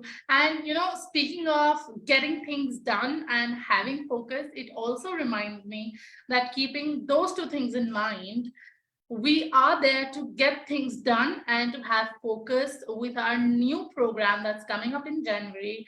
And Kevin is heading that. It's the Zen Mind, wherein I don't know how many slots will open up. Kevin will be there to talk about it once a month or twice a month, but you can be there to brainstorm your programs, any struggle that you're having in your business right now. And I think what Kevin talked about is one of the members taking a hot seat, discussing their problems, and everybody else brainstorming and helping you out get through it. So we are right there to get you focused and get started. And I think it will be open for registration starting the new year, that is the 1st January. So look out for the Zen Mind. And if you want to be a part of a mastermind, then Zen Mind is there for you. Yeah, I think it may be open for registration already. And it's all about using like that hive mind, of all of us fellow Zenler users, to get there and to talk through, because as we said kind of earlier, where things come up, we've all got different experiences. So when you gather together, a massive group of us, we will have a different perspective on your problem. And do you know what? They get solved in these, formats, in these, again, safe spaces. You will get that kind of like fellow colleague support within a lovely safe space. And I'm sure that Kevin will be able to share a little bit more about it too, because his slot is coming up in a moment. And I also feel that, having been talked about all the resources, all the information that the education team has to offer, and Kevin often talks about this in all his office hours, is how the backend team, the technical team, the support team has been working in and out and given their heart and soul to serving the users. They are not really the people facing the camera, but they are the ones who are handling the queries, supporting you through the problems that you have, and right there with you whenever you have a problem or you are stuck with your site. So with, a reflection of us as, and this has happened with me, Kevin often talks about that if you send in a request, even if you are an educator, you are still in the same queue as other people are. Like there isn't a priority list just because you're part of the team. It is that you're in a queue and everybody is served similarly. So a massive gratitude and hats off to the support team as well for being there for us throughout the year and helping us perform better with our sites. As a user as well, whenever I had an issue, I would receive the response like in less than 24 hours. That has been my personal experience. Yeah, they are awesome. And, definitely like the unseen heroes, because they're there, supporting and serving and answering all those queries. So yeah, a massive thank you to support. And I believe that Kevin is already here. So I don't know if he wanted to jump in and say a little bit extra about ZenMind, if there's anything that we missed in our introduction to it.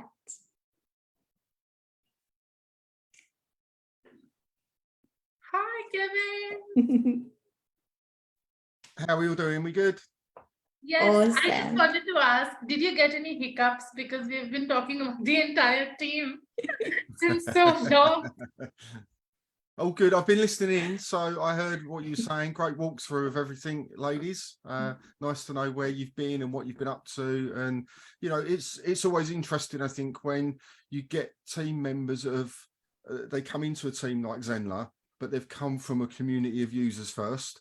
As in, because it's not like going out to the job centre and getting a job where you walk into a company. You've chosen that platform first for your own reasons, and then you've progressed and took an opportunity that's come up. So it's a very different way of doing things, and I think it's brilliant. So just to hear how you both got involved was really good. Thank you. And thank you for all the support across the year. I don't think I would have been able to do so much without the team, without you and David being there and hand-holding us to learning everything. Thank you so much. We learn every day. It doesn't matter how experienced or how old we get, we're always learning. Yes. Yeah, it's the beauty of life, that, isn't it? There's always a new lesson every day. Yeah. And we also have a new lesson just in the upcoming slot. Kevin is going to talk about epic emails, and I would leave it to Kevin to share more about the email marketing. Do you want me to, just before I start on that, because it's just before 11, do you want me to just quickly tell people about ZenMind? Oh, yes. Perfect. Because I heard you sort of saying that you wasn't 100% sure, because it's quite a new thing. ZenMind was born out of Zen Chat, which is our networking events that we run each month. And lots of people were coming in with issues that they were facing, not necessarily just towards the software or, technical things like how do I make this work, or but actual process driven. I want to create this, but I'm not quite sure if this will work. Has anybody got experience in this or anything like that? And we ended up after every Zen Chat almost having a brainstorm session, but rather unstructured. So I sort of put it to the community and said to them, what would it be useful if we had a bit more of a structured thing here? Because, those types of mastermind things are available at all levels, from people that have never done one before to people paying hundreds of thousands of pounds a year to be in one. So they do hold tremendous value. For me, it's about giving back into the community. And I feel, you know, with the community of people that we've got, a lot of people will take the same view, that if we can help somebody else out, I'm a big believer in karma. If we can help somebody else out and help them realize or unlock their own potential of what they may be able to do, then that's a good day's work done. You know, so that's sort of where it's come from. So the process will be pretty straightforward. I'm the facilitator, so I try and keep order in a chaotic world. People will have to come in and submit what they want to talk about before the meeting. That's really, really critical. In fact, registration will probably be shut off 2 or 3 days before the meeting. So we know it's been considered, it's been thought about, and it's a genuine, this has been bothering me for a while, rather than a knee-jerk reaction to a current situation, which is totally different.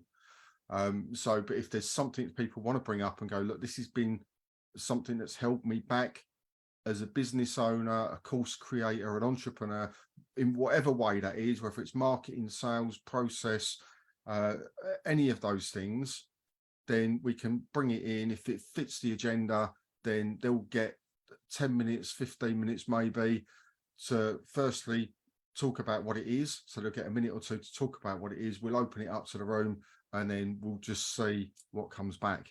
And hopefully somewhere someone will get that bit of inspiration to go, wow, that's really given me the direction to look in.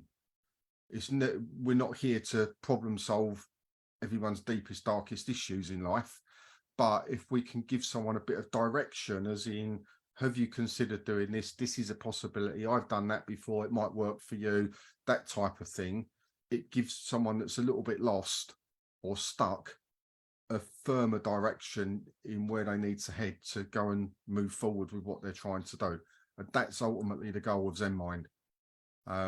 So we're running 1 session a month at the moment. That will be for the first 3 months, and then we'll reassess it. And if it becomes really popular, I may extend it to 2 sessions and possibly even talk to one of the other team members to run one in a different time zone.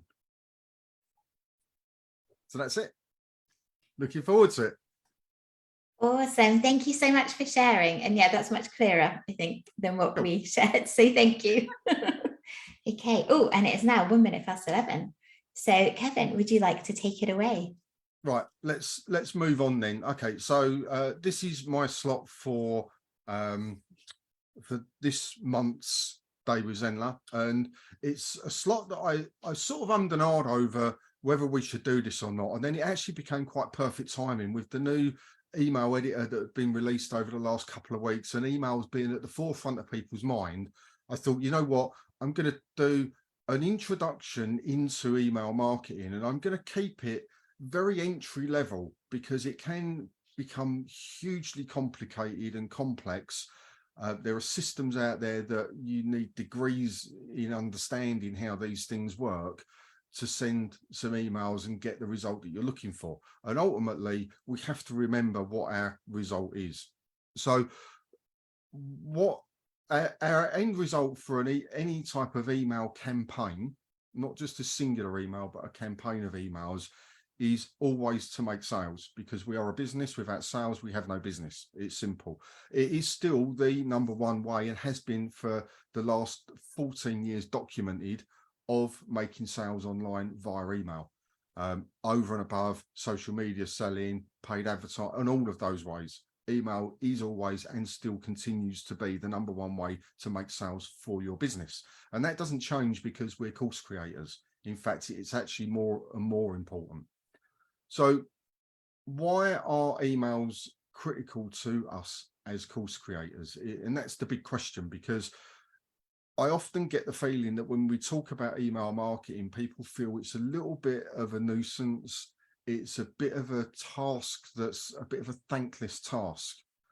Yet, to me, that's more of a mindset issue, because we're not fully understanding the potential of what emails can do for our business and for our communities, because each of us will have our own community via that medium.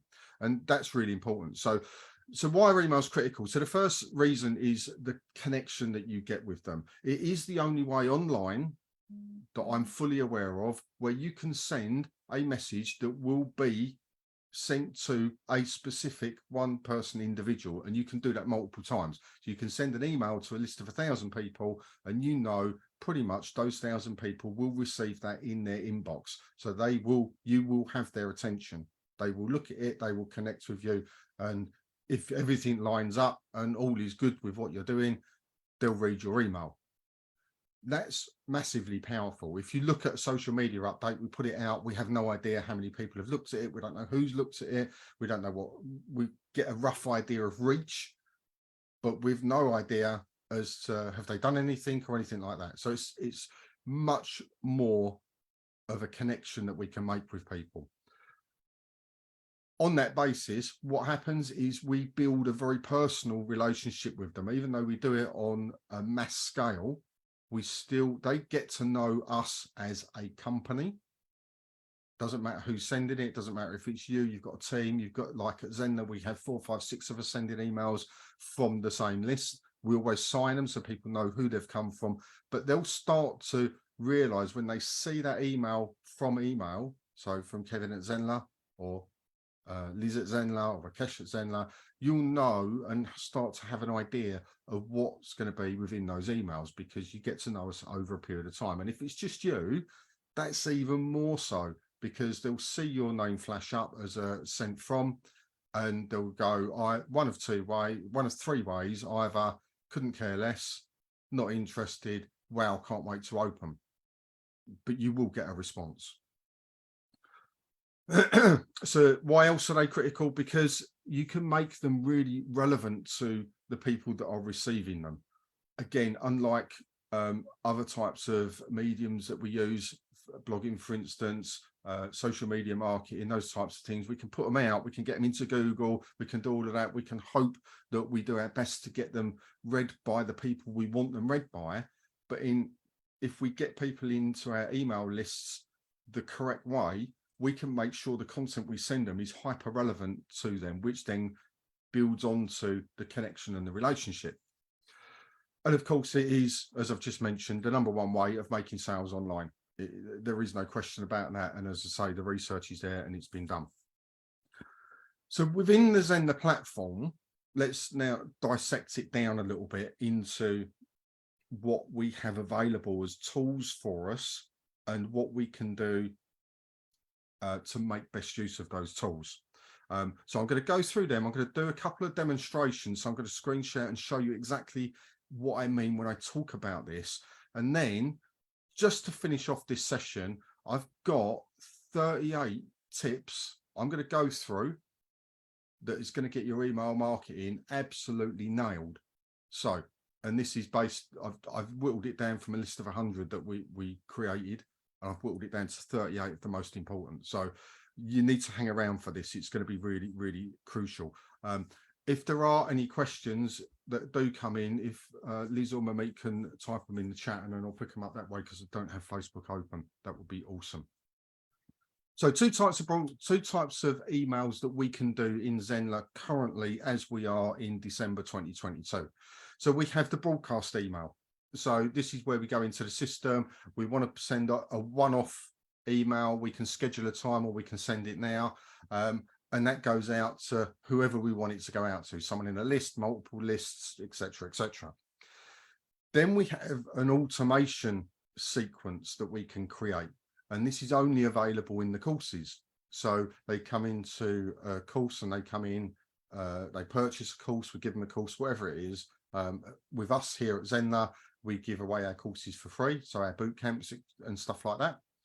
They'll come in, they'll go into a list that's associated with that course. And we can then trigger off a set of emails based on multiple things. So that's an automation. It's more than one email. It's ready, set, go. And we can set it, forget it. And everybody that comes into that course will receive that sequence based on how we've set it up. So really, really critical, the difference between the two. Broadcasts one-off. We send it to who we want, how we want. It's a one-off email. The automation's available in courses. When they come into a course, they purchase, we give it to them, they get a coupon code, whatever it may be. they go through a sequence of emails. It's normally more than one that are set up to deliver in certain circumstances. So, and there's multiple different things that we can do to set them up. So it could be when they join, it could be when they've completed a course, it could be if they've not opened an email or any of these types of things. So broadcast and automation. So let's go into the broadcast emails first. And what type of emails can we create, or should we think about creating as a combination of broadcast emails when people join our list? Now, this could be that they've come in via a funnel and joined a list. It could be that they're already in a course and joined a list, because we can still, as a broadcast, send a one-off that's nothing associated with that course directly. It could be that they've just signed up on our site. It could be multiple different reasons. And, you know, our goal always should be, in my opinion, as a digital entrepreneur, to build email lists, build specific email lists, tag them where possible with interests and why they've signed up, and to have communication with people on that list for all of the reasons that I've already mentioned. So what type of broadcast emails can we do, should we do, as a combination or as individuals, to really get to the goal of what we're looking to do? So there's a few that I've noted down, just to give you an idea. If you're struggling with, you know, what or how do I send an email, what's the purpose, you know, and all of those types of things. And when I get to the tips bit, that's going to answer a lot more of the questions that you're probably going to have. So the first one is the obvious one, which is the newsletter type email that goes out. Now here at Zenler, we send a newsletter out twice a month. It's quite a big newsletter. There's lots of information in there. It sort of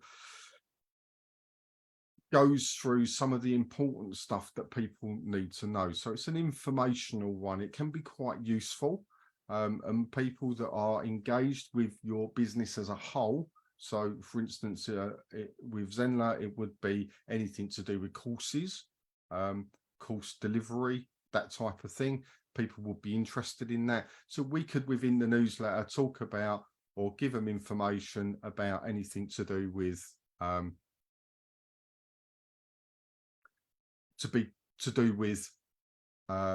newsletter. So that's the newsletter. We can do a special offer email. So if we have people on certain lists, we've got an offer coming up. Maybe we've decided to do a January sale, for example. We've created a coupon code to give people a discount because they're on our list. And remember, if they are on our email lists, they're special people, right? They don't get the same treatment as people that are not on our list. They don't get the same offers as people that are not on our list. They should always get something that's way more valuable for being there. That's it. That there's no real debate on that, because otherwise, what's the purpose for them to be on your list if they don't get some form of benefit? So we have to make sure that if we're going to put a special offer out, we may do a list only special offer. So it's not available anywhere else. And you can clearly state that in the email. This offer is only available to my subscribers for the next 3 days, blah, blah, blah, blah, blah. This is what I would like to offer you based on the fact that you've signed up to a list where you wanted to know about the 10 best dog training techniques. I've just launched this course, which is going to go for another 50. I've given you 10 for free. Do you want another 50? I'll give you 40% off if you buy in the next 3 days. Relevant offer, relevant audience, list only. So special offer emails, really good. Milestones, where you as a company share things that you may have achieved that would be of interest to your audience. They don't happen that often, but people do like to feel they're part of your journey as a company. We sometimes do this within Zenler. We do talk about when we hit milestone achievements. We did it when we hit a certain amount in YouTube, when we've done it in Facebook, those types of things, because people are interested that they're with a business that's progressing and growing, because that's what they want to do as somebody that's supporting your company. Review requests. So to review, an email can go out to ask your subscribers, especially if they're bought from you, to review you as a business. We know it takes a minimum of 2 to 6 reviews for people to see online, for people to start to take seriously what you're offering is, if they don't know you well. If they know you well, then you can just say, come on, you need to buy this, let's go. If they don't know you so well, they need convincers. One of the convincers is reviews. How do we get reviews? We ask for them. It's that simple. If you're not great at asking for reviews in your courses and stuff like that, that will change. But we can send out broadcast emails, a one-off, to people, specific people, and I'll show you how to do this, that ask for that type of thing. We can curate content as well. So if you're big in the blogging world or anything like that, and these are different to newsletters, we can create snippets of information that we can send out again to people in our lists. And of course, if we've created any new offerings within the business, we've launched a new course, we've revamped a course, we've added modules to a course, that type of thing, we can of course promote those. But here's the thing. Although these are standalone emails, as in broadcast emails, we do need to understand the strategy of what do we send, how do we send, when do we send, and do people feel good about getting our emails? Now, one of the things that I'm really quite keen on, especially as a digital entrepreneur, is setting an expectation from day one. I'm going to email you, I'm going to make you offers at some point, but while you're here, you're going to get a ton of value as well. Now, that tends to work quite well. What you don't want to do is get people onto an email list where you're set no expectation of there being an offer made. In fact, you may be even, because you're of your own mindset going on, you've actively said, oh, thank you, I'm so grateful you're on my list. Oh, hail to the subscriber. I'm so massively grateful you're here. I'm never going to make you an offer ever. And then you've got a whole list of people going, oh, nobody, they're never going to ask for any money from us. We're just going to suck this information up. Isn't that great? And then you decide you're going to launch a course or something like that. Maybe you wasn't ready at the time. You put it in there, you email them out, oh, I've just got this new course, blah, blah, blah. You get a raft of emails back going, hang on a minute. You said you weren't going to sell anything to us. Unsubscribe, and your list depletes at a million miles an hour. So the key with this is to be upfront from the beginning. You're on my list. That's great. We are going to send you some really useful information. Maybe you've signed up for this opt-in, blah, blah, blah. We will sporadically make offers to you that are relevant to the interest that you've shown by joining this email list. It doesn't have to be war and peace. You just set an expectation and let people know. So when they do receive that email that says, look, I've got this deal for you. Are you interested? Yay, nay, maybe. They're going to go, oh, that's cool. But yeah, no fact. Or actually, I'm interested in that. That sounds like a good offer. I'll go and take a look. So we need to get that balance of newsletter, offer, milestone review, information, content, useful information. We need to get that into some form of a plan in our mind as to how is that going to work for our audience. Because if we have an imbalance, as in we only ever send out newsletter type stuff, and we do that for 3 months, and then we send them a special offer, they'll go, what's going on? If we only ever send them special offers, and then we send them one bit of useful content every 6 months, they're going to be a little bit, why am I here? You know, if all we ever do is talk about ourselves as a company and milestones that we've achieved, and we don't really talk about anything else, people will think you're rather self-serving and you're not looking after your audience properly. So we have to get the balance right, and we have to work the plan out for ourselves based on what I've outlined as to what type of broadcast emails do I want to send out. Now, so that's broadcast, they're one-offs. Now, there are, within New Zenler, we can schedule emails to go out, broadcast emails. Let me just show you exactly what this looks like. So I'm going to just share my screen. So you're all going to be familiar with how this looks. You know, you come into your site, you go to email broadcast, this is what you get. So all broadcast, email lists, all contacts. It's really easy and straightforward to use. And we've done tons of tutorials on these. Now, when I'm talking about segmenting out in a broadcast, so here you can see we've got ones here. That one's been sent, that one's been scheduled, that's been sent, that's been sent. That's a draft. We haven't even finished writing that one. That one failed for some reason. That's a draft. That's a draft. So we can schedule as many emails as we want to go out when we want. So it's quite straightforward. It's quite easy. We're sitting here. What's the date today? The 30th of December. We could sit here and schedule and pre-write all of our broadcast emails for January in one afternoon. It's really easy. We just click create new broadcast. We're going to go through it. I'm going to go through this and just show you the segmenting bit, which is really cool. Test one. We just click on with create. And it will think about it for a little minute because it likes to think about it.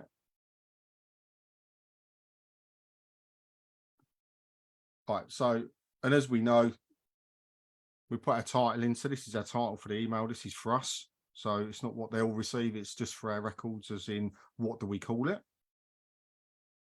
From name. So you want to put the name you normally put in there. It might not be your own name. It might be your business name, whatever, but that will show up in there. And then the email. So generally speaking, if it's just you and yourself, keep the from name and the from email the same. We can then put in who's going to receive it. So we've got to pick a list. It's that simple. So if we stick all contacts in, at the moment, it's going to send whatever email I write here to absolutely everybody on every list doing everything. So I want to go to an advanced filter. I want to add a filter. So what do I want for these people? So maybe these people have come in via a lead magnet. We've done a funnel. We've done an opt-in. We can do this in New Zenler using a form, give them something for free. They come onto a list. We might put them into one big list, but we might have had a tag. We may have added a tag to their name. We might do it via country. We may have done it because they've attended a particular live class that we've done, maybe even a webinar, or they've registered in a webinar, they've not registered in a webinar, they've even registered but not attended a webinar, and we can send them a reminder there of something, an offer that maybe we made there. But there's lots of options here. Maybe they're enrolled in a course, the tag, the list, the enrolled in a course, that type of thing are the good ones to start with because they're easy to do. So if we've got one that's enrolled in a course, we can select what course it is. I'm just going to pick one of that. Let's do the 5-day social media one and click save. Right. And you can now see contacts in the selected list is 176 people that are actively subscribed to that particular course. In our entirety of everyone that's subscribed on this particular site. So we started off with thousands, tens of thousands, we're now down to 176. So we're being quite specific. So we then move over, we just click on next. As you know, we've got our wonderful new email editing program. We've got our templates in here. We can pick any of these beautiful templates that we've got. Or of course we can just create our own. I'm just going to pick one because I'm not going to actually do that much on what's in the email. So we've picked our list, we've picked our thing, we've done all of that. We do need to put a subject in there. So, and remember the subject line is so important because it's the first thing they say. Spend some time making it open worthy. So if all you do is put, here's this month's newsletter, snore, snore, fall asleep emoji, nobody's really going to want to open it. But if you put something a bit more exciting in there, like, I don't know, you're never going to guess what Liz was up to last month. Click here to see the inside scoop, that type of thing, if they know you, that type of thing. So we always put first name because it's way more personal. Of course, on your list, we can only work by the algorithms that we've got and the information that we've got. If somebody puts their first name in as Smelly Shed, then it's going to go, hi, Smelly, blah, blah, blah. Hopefully, most people that come into your list are going to put a real name in there and they're going to do it properly. So when they receive it, it's going to feel much more personal to them. And then we just put in here, blah, blah, blah, blah, blah, blah. blah, blah, blah. So that's our first name. We go in here, of course, we all know about the editor, how amazing it is right now. We go in, edit, blah, blah, blah, edit, edit, edit, edit, edit, with all of our stuff on here. Now, one of the key things here is we can preview. So we can, once we've done it, we can preview it, make sure it looks good. We always want to do that. Massive thing to do before you schedule any of these. And please, please, please, I can't implore you enough to make sure that you do this, is send yourself a test email. All right, send it and open it on your desktop, send it and open it on your phone. All right, tablet, if it does one and the other, all right, the tablet's going to be cool. But phone and desktop, just make sure if you put links in it, it works. All of that type of stuff, it delivers properly, it looks good, it's formatted nicely for both versions, and it's representing you exactly the way that you want it to. Oh, I've got a cat here with me. My little cat's just joining me. I do apologise. I often get this on webinars that I do. You can see. There you go. This is Rory, my little kitten. She often comes in and helps me out when I'm on a live. So she's decided to jump in. Hopefully she won't rip the green screen down like she did last time, but we never know. Anyway, she's excited about the email stuff, which is always good. You may hear her purring in a minute. So test, test, test, really, really important. Once you've gone through all of that, you've done your copy, everything's looking good. Then what we do is we go on to the next. And this is where it allows us to either send it now or to schedule. So we want to schedule it. Let's just pick a schedule. I'm going to delete it afterwards. The 3rd of the 1st, 2023. I want to send it out at 1 a.m. just to annoy everyone in the GMT time zone. We can still send a test here. So we can still preview it here. And then we can just click schedule. And you'll now see it's scheduled here. Now, if we've done a sequence of these, as in we've decided actually part of our thing is we're going to email people that are tagged as leads, they're not actually bought anything from us, they've not joined any courses or anything like that, then, and we've written a few of them, we can always preview them just to make sure. We can always edit them if we want to. And of course, we can always clone them and then go off and do that. So that's broadcast emails. And I suggest if you're not doing this right now, start with maybe a couple a month to get you going, rather than feeling it's a big overwhelming task and it's going to drive you mad because you don't know what to write. Start with a couple, think about one as a newsletter style, and then maybe one as curated content in there. Maybe do 3 and 1 with an offer in there. So if you start with those 3, you can start to build your confidence and then build it up as you go along. And that will be a really nice way for you to start. Now, time's moving on rapidly. So I'm then going to move on to automations for courses. Now, these are really, really, really, I can't tell you how important these ones are, because these are people that have, she's been a naughty cat today because she's trying to pull my webcam down. These are people that have come into a course. So we know they've either come in a free course, maybe you've given them a free lesson, so the first part of your lesson away, or they're in a paid course. And of course, what we need is we need to encourage people. We need to guide them around. We need to tell them what happens after the course. And the automation sequence, the email automations are the perfect way of doing this as a reminder, not as the sole way of doing it, but as a reminder, because as a course creator, you should be doing this anyway.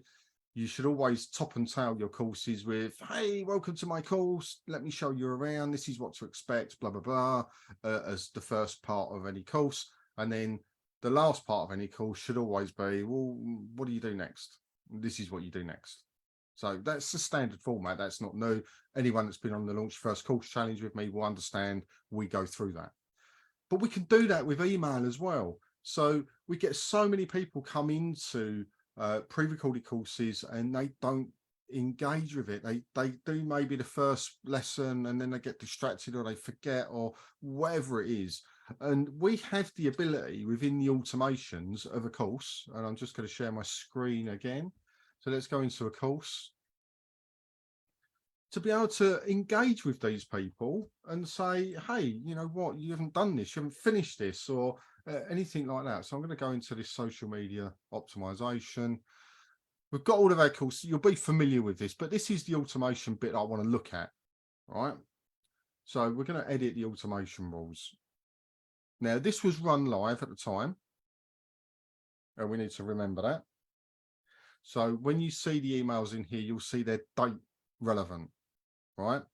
You do have different options. So send email access after. So as soon as they enroll, so after 0 hours, literally they've enrolled, we're going to bang them an email and say, welcome to the social media challenge, blah, blah, blah. There you go. And remind them what they've just signed up for and how to access it. That's pretty awesome. We like that.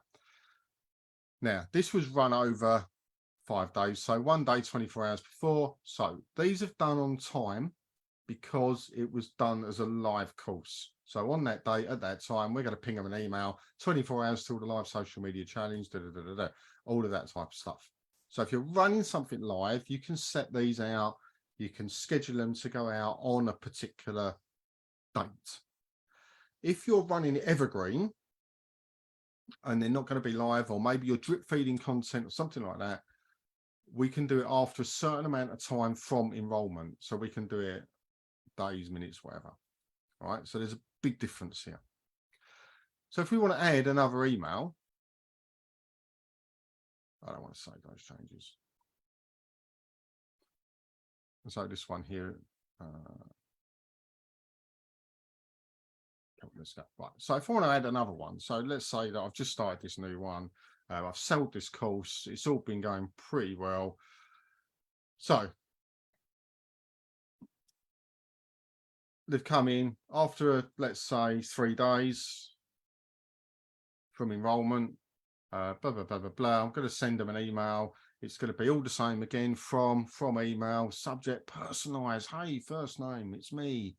You know, it comes down here. Hi, first name, it's Kevin. You're in my course. It's so amazing, blah, blah, blah. But you know what? I want to actually send this to people that haven't gone on to the next lesson. So I'm going to add a filter group in, and I can do this. So let's add a filter in, and they're not completed my course. All right. So my course, actually, let's change that just for a second. So say my course is, it should take them a week. So I'm going to put it after 3 weeks from enrollment. So anyone that's not completed this course, 5 day, wherever it is, all right, I'm going to send them this email. So remind them to go back and do it. Now there's loads of options in here to do this type of thing. It's vastly underused. Once we've got the course completed, ticked off on one of these, we should be sending them an email to say, hey, here's your next step. Right, would you like to get the upgrade for this? You've just been through this, you love it. First one should be, leave me a review. Second one should be, you know, come on, would you like to go somewhere else now, do another course?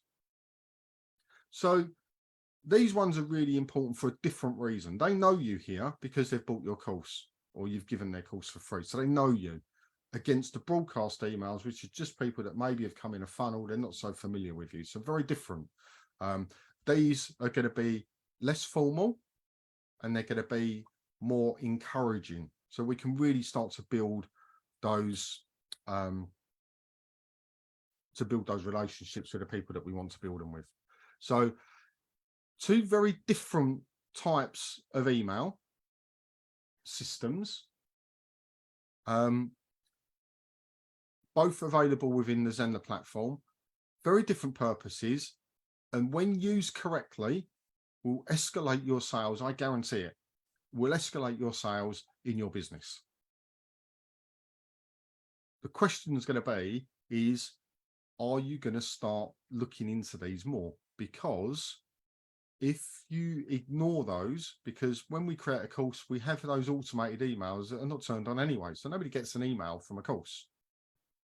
Are you going to go in and start to explore these a bit more, especially with your courses that are a little bit longer?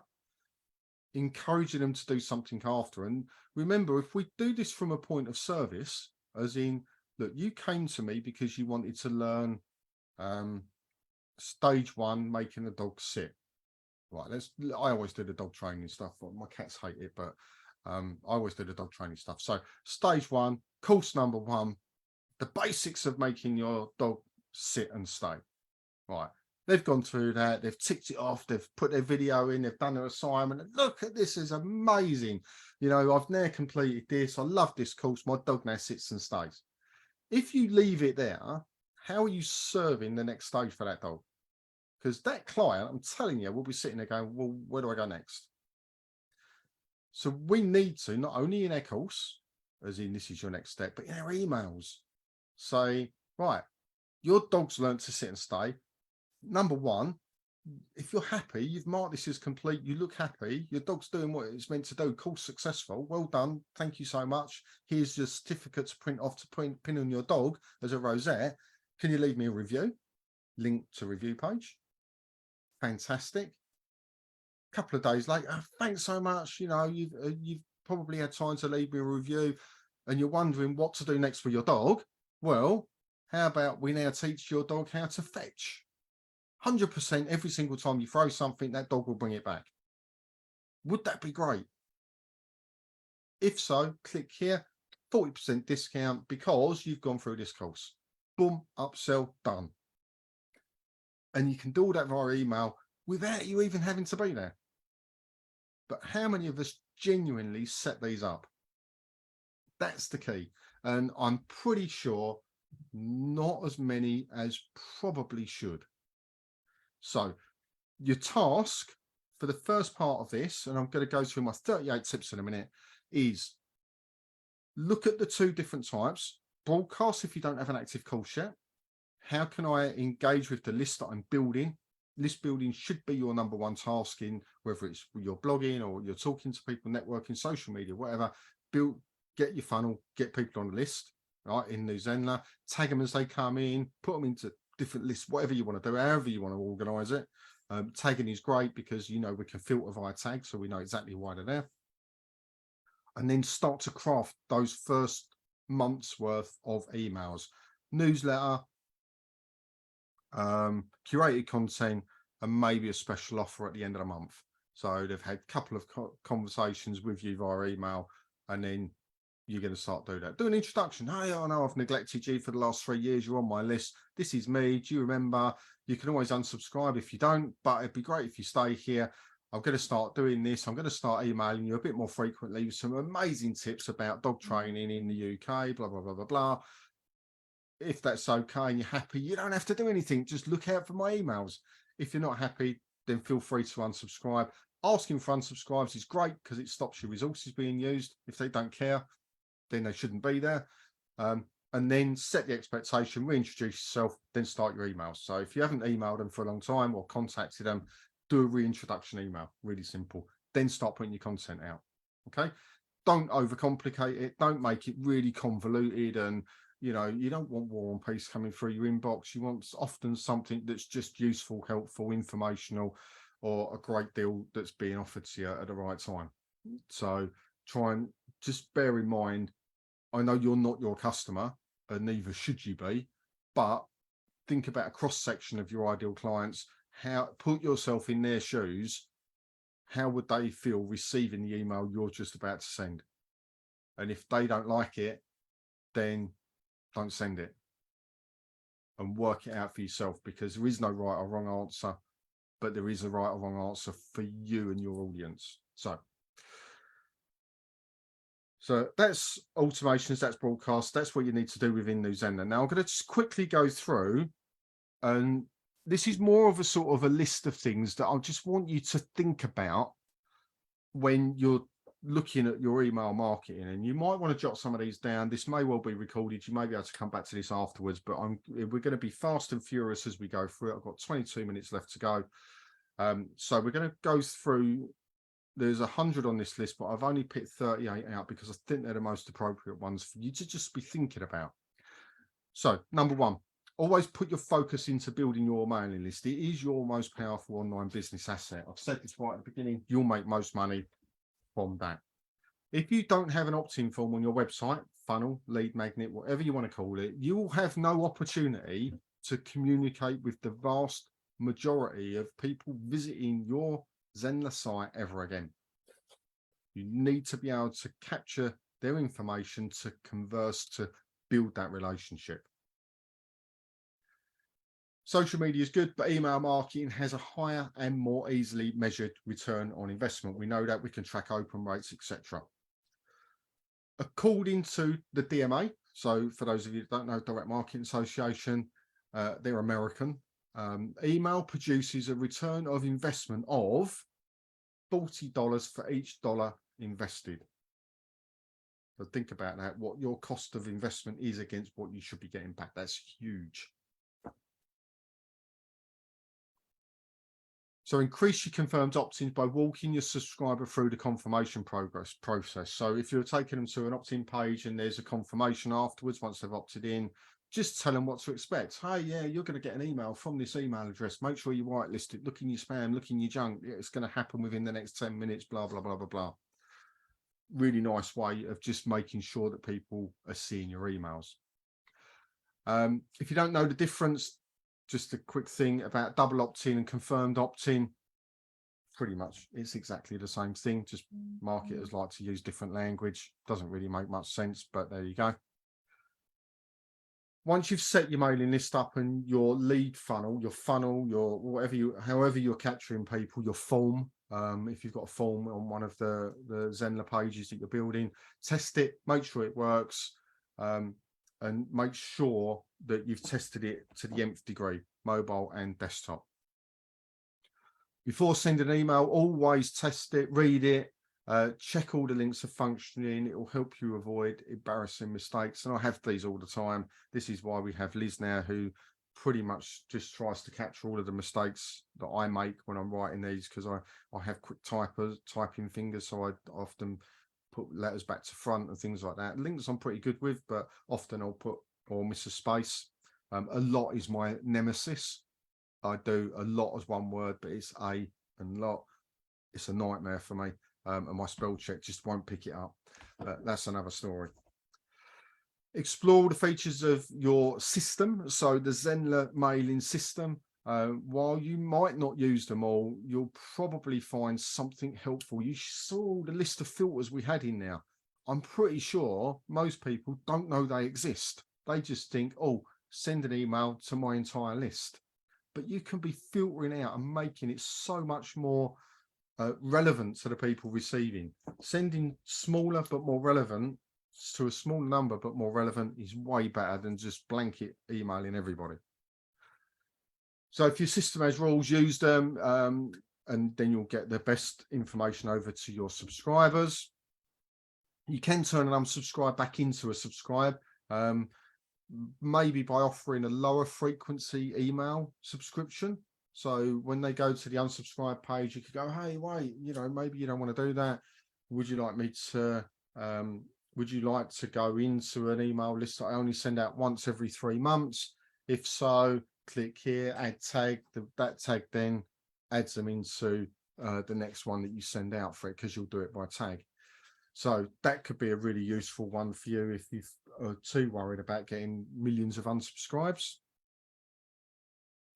Include your opt-in on so your form or a link to your funnel page on all of your web pages. If your visitors don't know that your list exists, then they're never going to get in on it. We know that. That's quite straightforward. Competitions are really good, so you can grow your list quickly, but be aware that there are people that just join competitions for the sake of winning. They have absolutely no interest in doing any more than that. So the quality of the subscriber is much lower, but you can sort of make some immediate sales on that if you wish. So they can be useful, but you've got to be careful in how you manage it. So competitions can be good, but be careful and be wary on. Don't think because 1,000 people have subscribed, that's 1,000 quality subscribers. It probably isn't. Offer a free and relevant gift to get more people on your list. We know about opt-ins. We like good quality stuff, not and it has to be relevant to your audience. You know, if you're a dog trainer, don't tell them about how to brush a cat, and they don't care. You know, give them something really useful. It might even be and it leads me on to the next one, is think about giving out the first part of your course as an opt-in so people can really start to get to know and understand what it is. So you can do it where they don't have to subscribe, but if you do it as so they do subscribe, then you get them on the email list. Change your free gifts. So if you're building your list by giving something away, change your gift often. People tend to have opt-ins up forever. That doesn't work. Opt-in has a life cycle.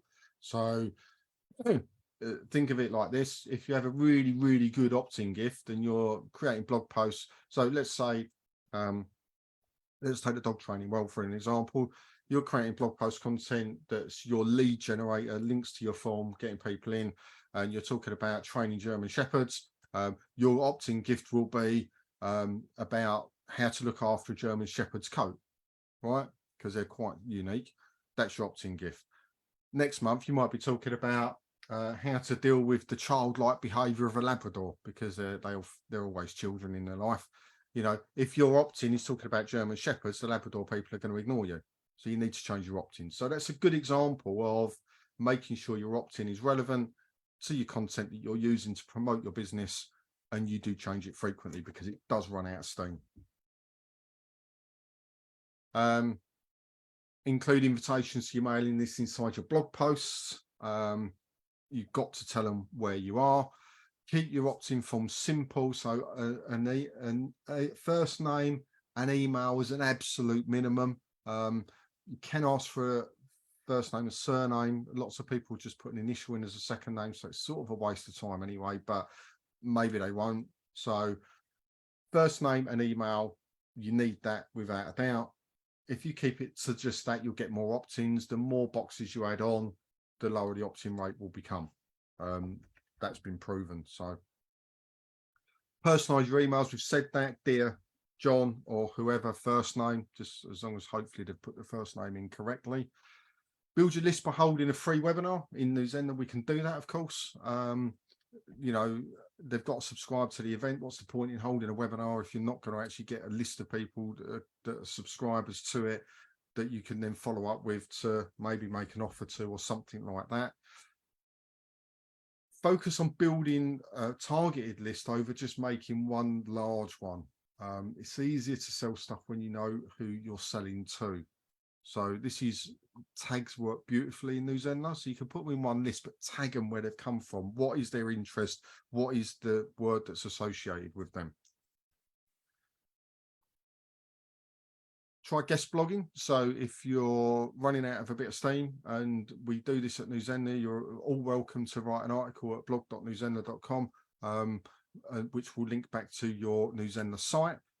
This is a great way of using our audience, people that read our blog, to look at your article, click through and subscribe. So guest blogging, massive. If you've not yet done it yet, just give that a little thought as to how that might work, or how you can work with people within the community at Zenler to be able to do that. Make it harder for subscribers to leave your list by giving them perks no one else gets. So I talked about this. They have to be your premium client, even though they might not be a client right now. People that are not subscribed are over here. They get the good stuff.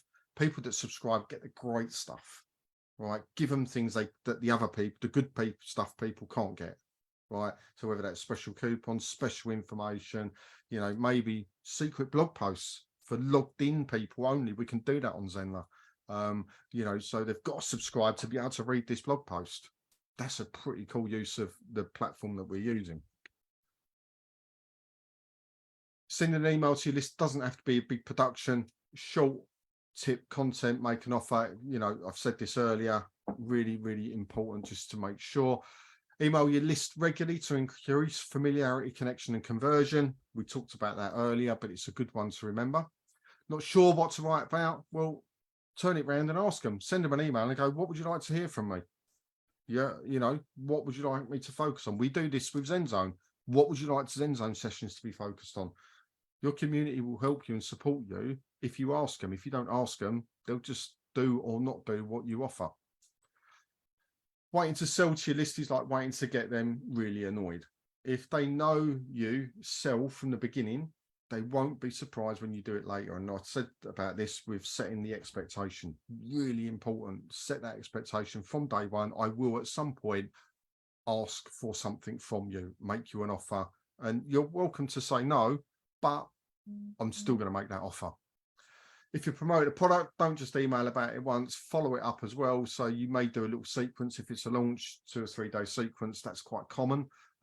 Remember to do it based on value. So a value driven sales sequence in email, rather than here's my product, come and buy. You didn't buy yesterday, here's my product again, come and buy. Oh, you still haven't bought.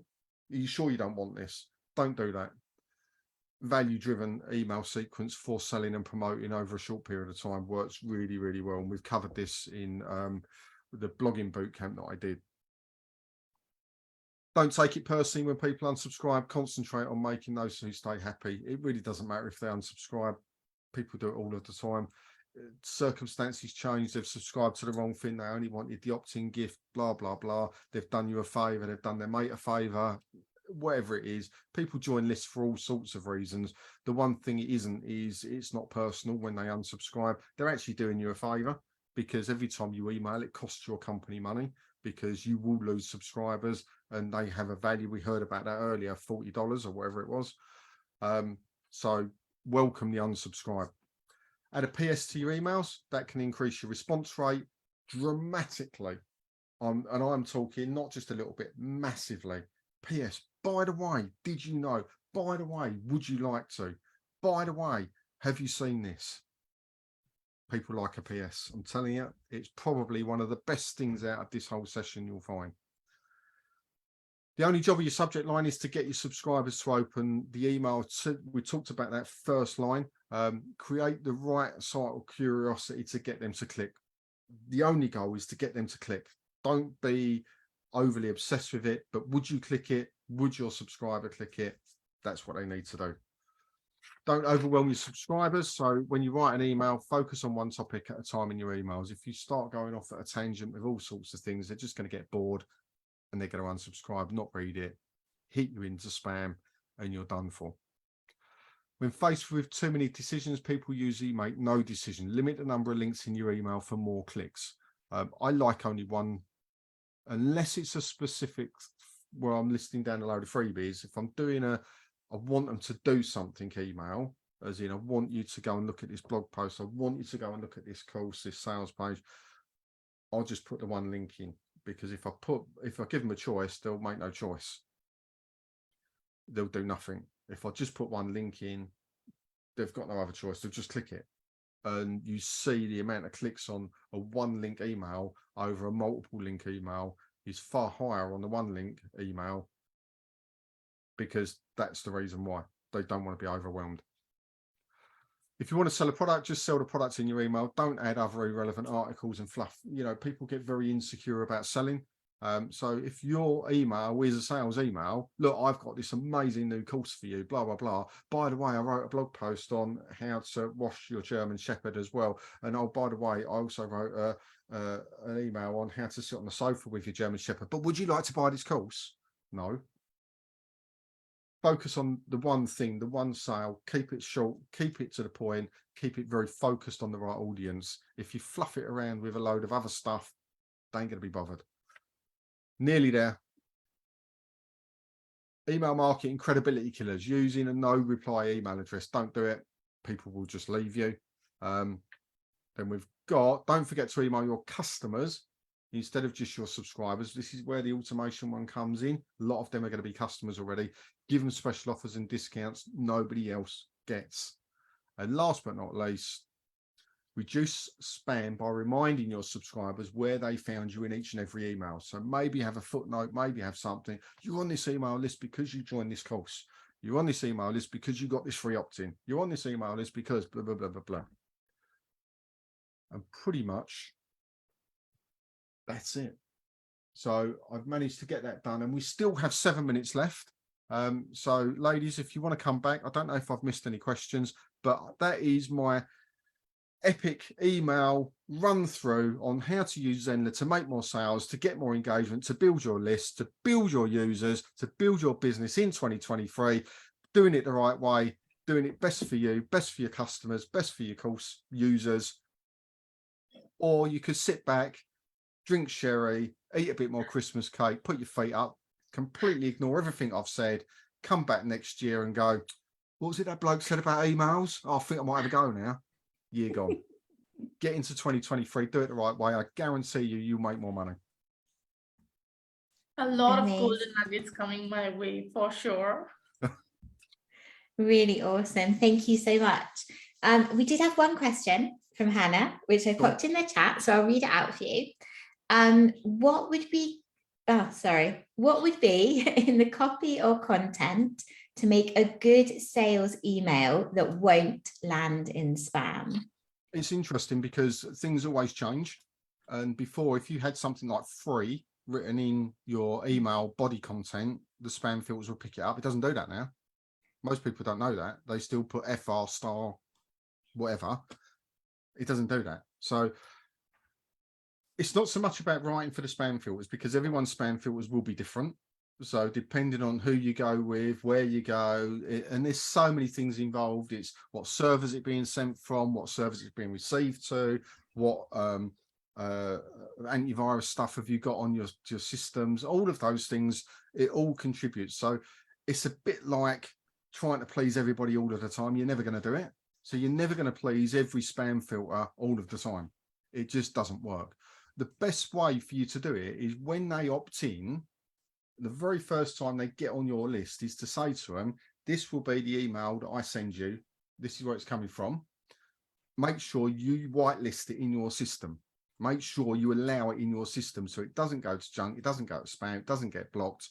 They come through if I send it from this email, and then stick to sending it to that email, right? Because then it won't get caught up in the spam filters.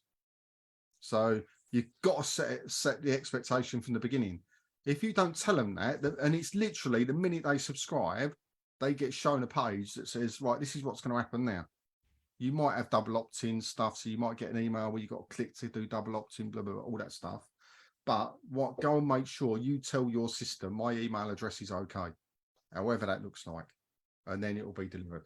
So it's not so much about the copy, it's about training the subscriber to make sure they train their system to allow your email through. Yeah, I love that. I love that. And we had another question pop in. I think that was from Hannah again. Is it best to put the link in a button or just as it is? I like plain emails, right? And I know this goes against everything Zenler's doing with the new email editor, but I like quite plain emails, because when you deliver an email, right, often what will happen is you'll have to click at the top of the email anyway to download the imagery that's in that email. We all do that. So the first thing most of us see is a plain text email anyway, right? Now, of course, we like pretty. We like nice looking emails, well coded, just like the new Zenler templates are providing for us. So I would put a link somewhere, because a link against a button is obvious it's a link. So normally what I would do, you should be writing your emails in probably 16-point font minimum, so it's readable, accessible to everybody. So you don't want to do too much fancy font because people might not be able to read it.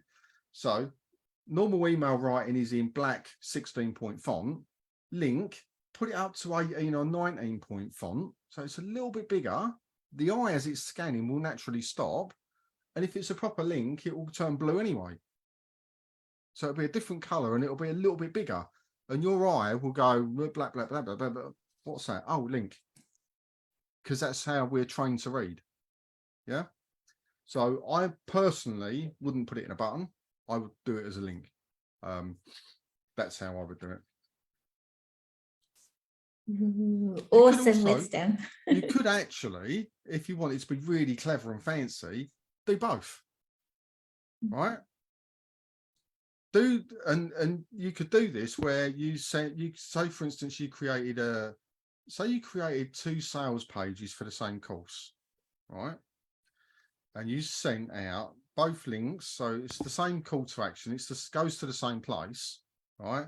But you put one in it as a link and one on a button on the same email. You could then see how many views those sales pages had by how many people have clicked on it. It's a crude way of split testing, But you could do it like that, and then you know which one worked better for your audience. Yeah, because I prefer the links. I've seen them work better for my audience, but that doesn't mean they work better for everybody's. And this is the whole thing with marketing. You know, you get gurus that tell you, do it like this, always do it like that. But it's not really how you want to do it. It's more how it's received. And if people don't like the way that you're doing it, then it could be the best technique in the world. They'll just go, whatever, I'm off. I don't like this. So you do really have to understand your audience properly.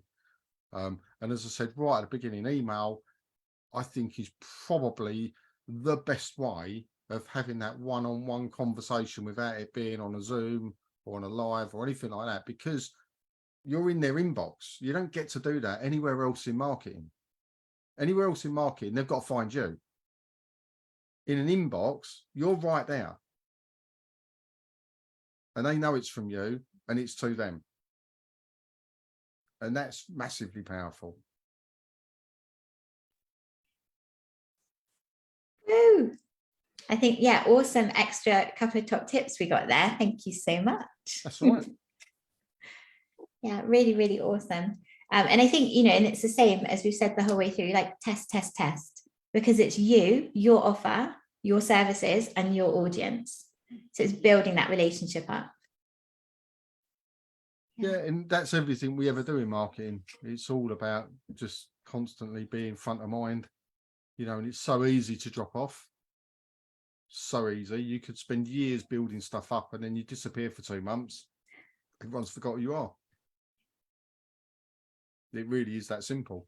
And I've seen it with people that were really big live streamers. Do you remember when Periscope come out? And they were massive on there. And I'm talking hundreds upon hundreds of thousands of viewers on every live stream they ever did. And I saw one of them the other day do a Facebook Live. He has 3 viewers on there because he hadn't done it for 2 years. Everyone forgot about him. So it does happen. It really does. So your job is all the way through to create a system through blogs, emails, courses, lives, webinars, whatever it is you choose to do, that constantly keeps that contact going in one way or another. However and how frequently that is totally determined by, one, your business, what can you actually dedicate to doing it, and 2, what your people want, as in what my audience want. Take Amazon, for instance, they might ping you 4 emails in a day, right? Most people would go, that's mental. I would never email someone 4 emails in a day. Amazon do it, right? But what are they doing it for? Oh, have you seen this product? This is a great deal. This is a new collection of this these people have just launched. You looked at that, so you might like that. And they do it, and we all look at it because we go, oh, that's really nice. They've seen what I'm looking at and it's relevant to me. Relevant, yeah? But you say to a business owner, email them once a week or twice. Oh, couldn't do that. That's way too much. Is it? Is it really? You could email them once a day if your audience wanted that and was happy with that, and you had time to do that, and you had enough good value to deliver it that way. Or you could all email them once a month. The people that determine that is primarily your audience.